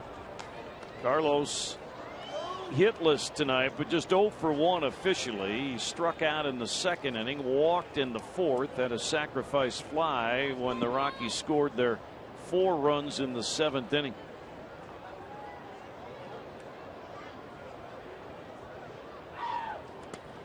That bounced about 2 feet in front of home plate, and indeed, nice job by Hector Sanchez. Well, I guarantee you, Chris Piccioni, the guy behind the plate umpiring tonight, was pretty happy he picked that thing because he was wide open.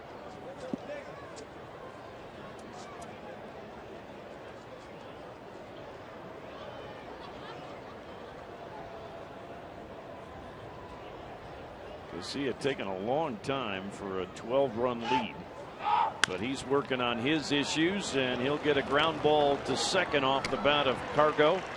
Terrio with the assist over to Brett Pill.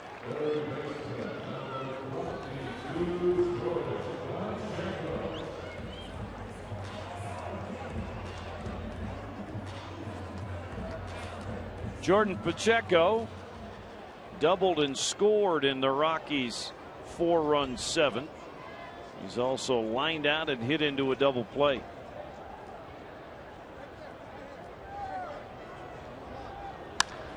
And lines it into the glove of the second baseman, Terrio, for the 2nd time tonight. And sometimes that could get you out of these slumps if you just to have a 1-2-3 inning. Who Wants Tacos fans, if you'd like to receive text message alerts when the Rockies score 7 or more runs for the Rockies Taco Special, text keyword taco to 720-720. Message and data rates may apply. Feed your Rockies fever only at Taco Bell. Todd Helton, an RBI double his last time up. Double number 569 for Todd.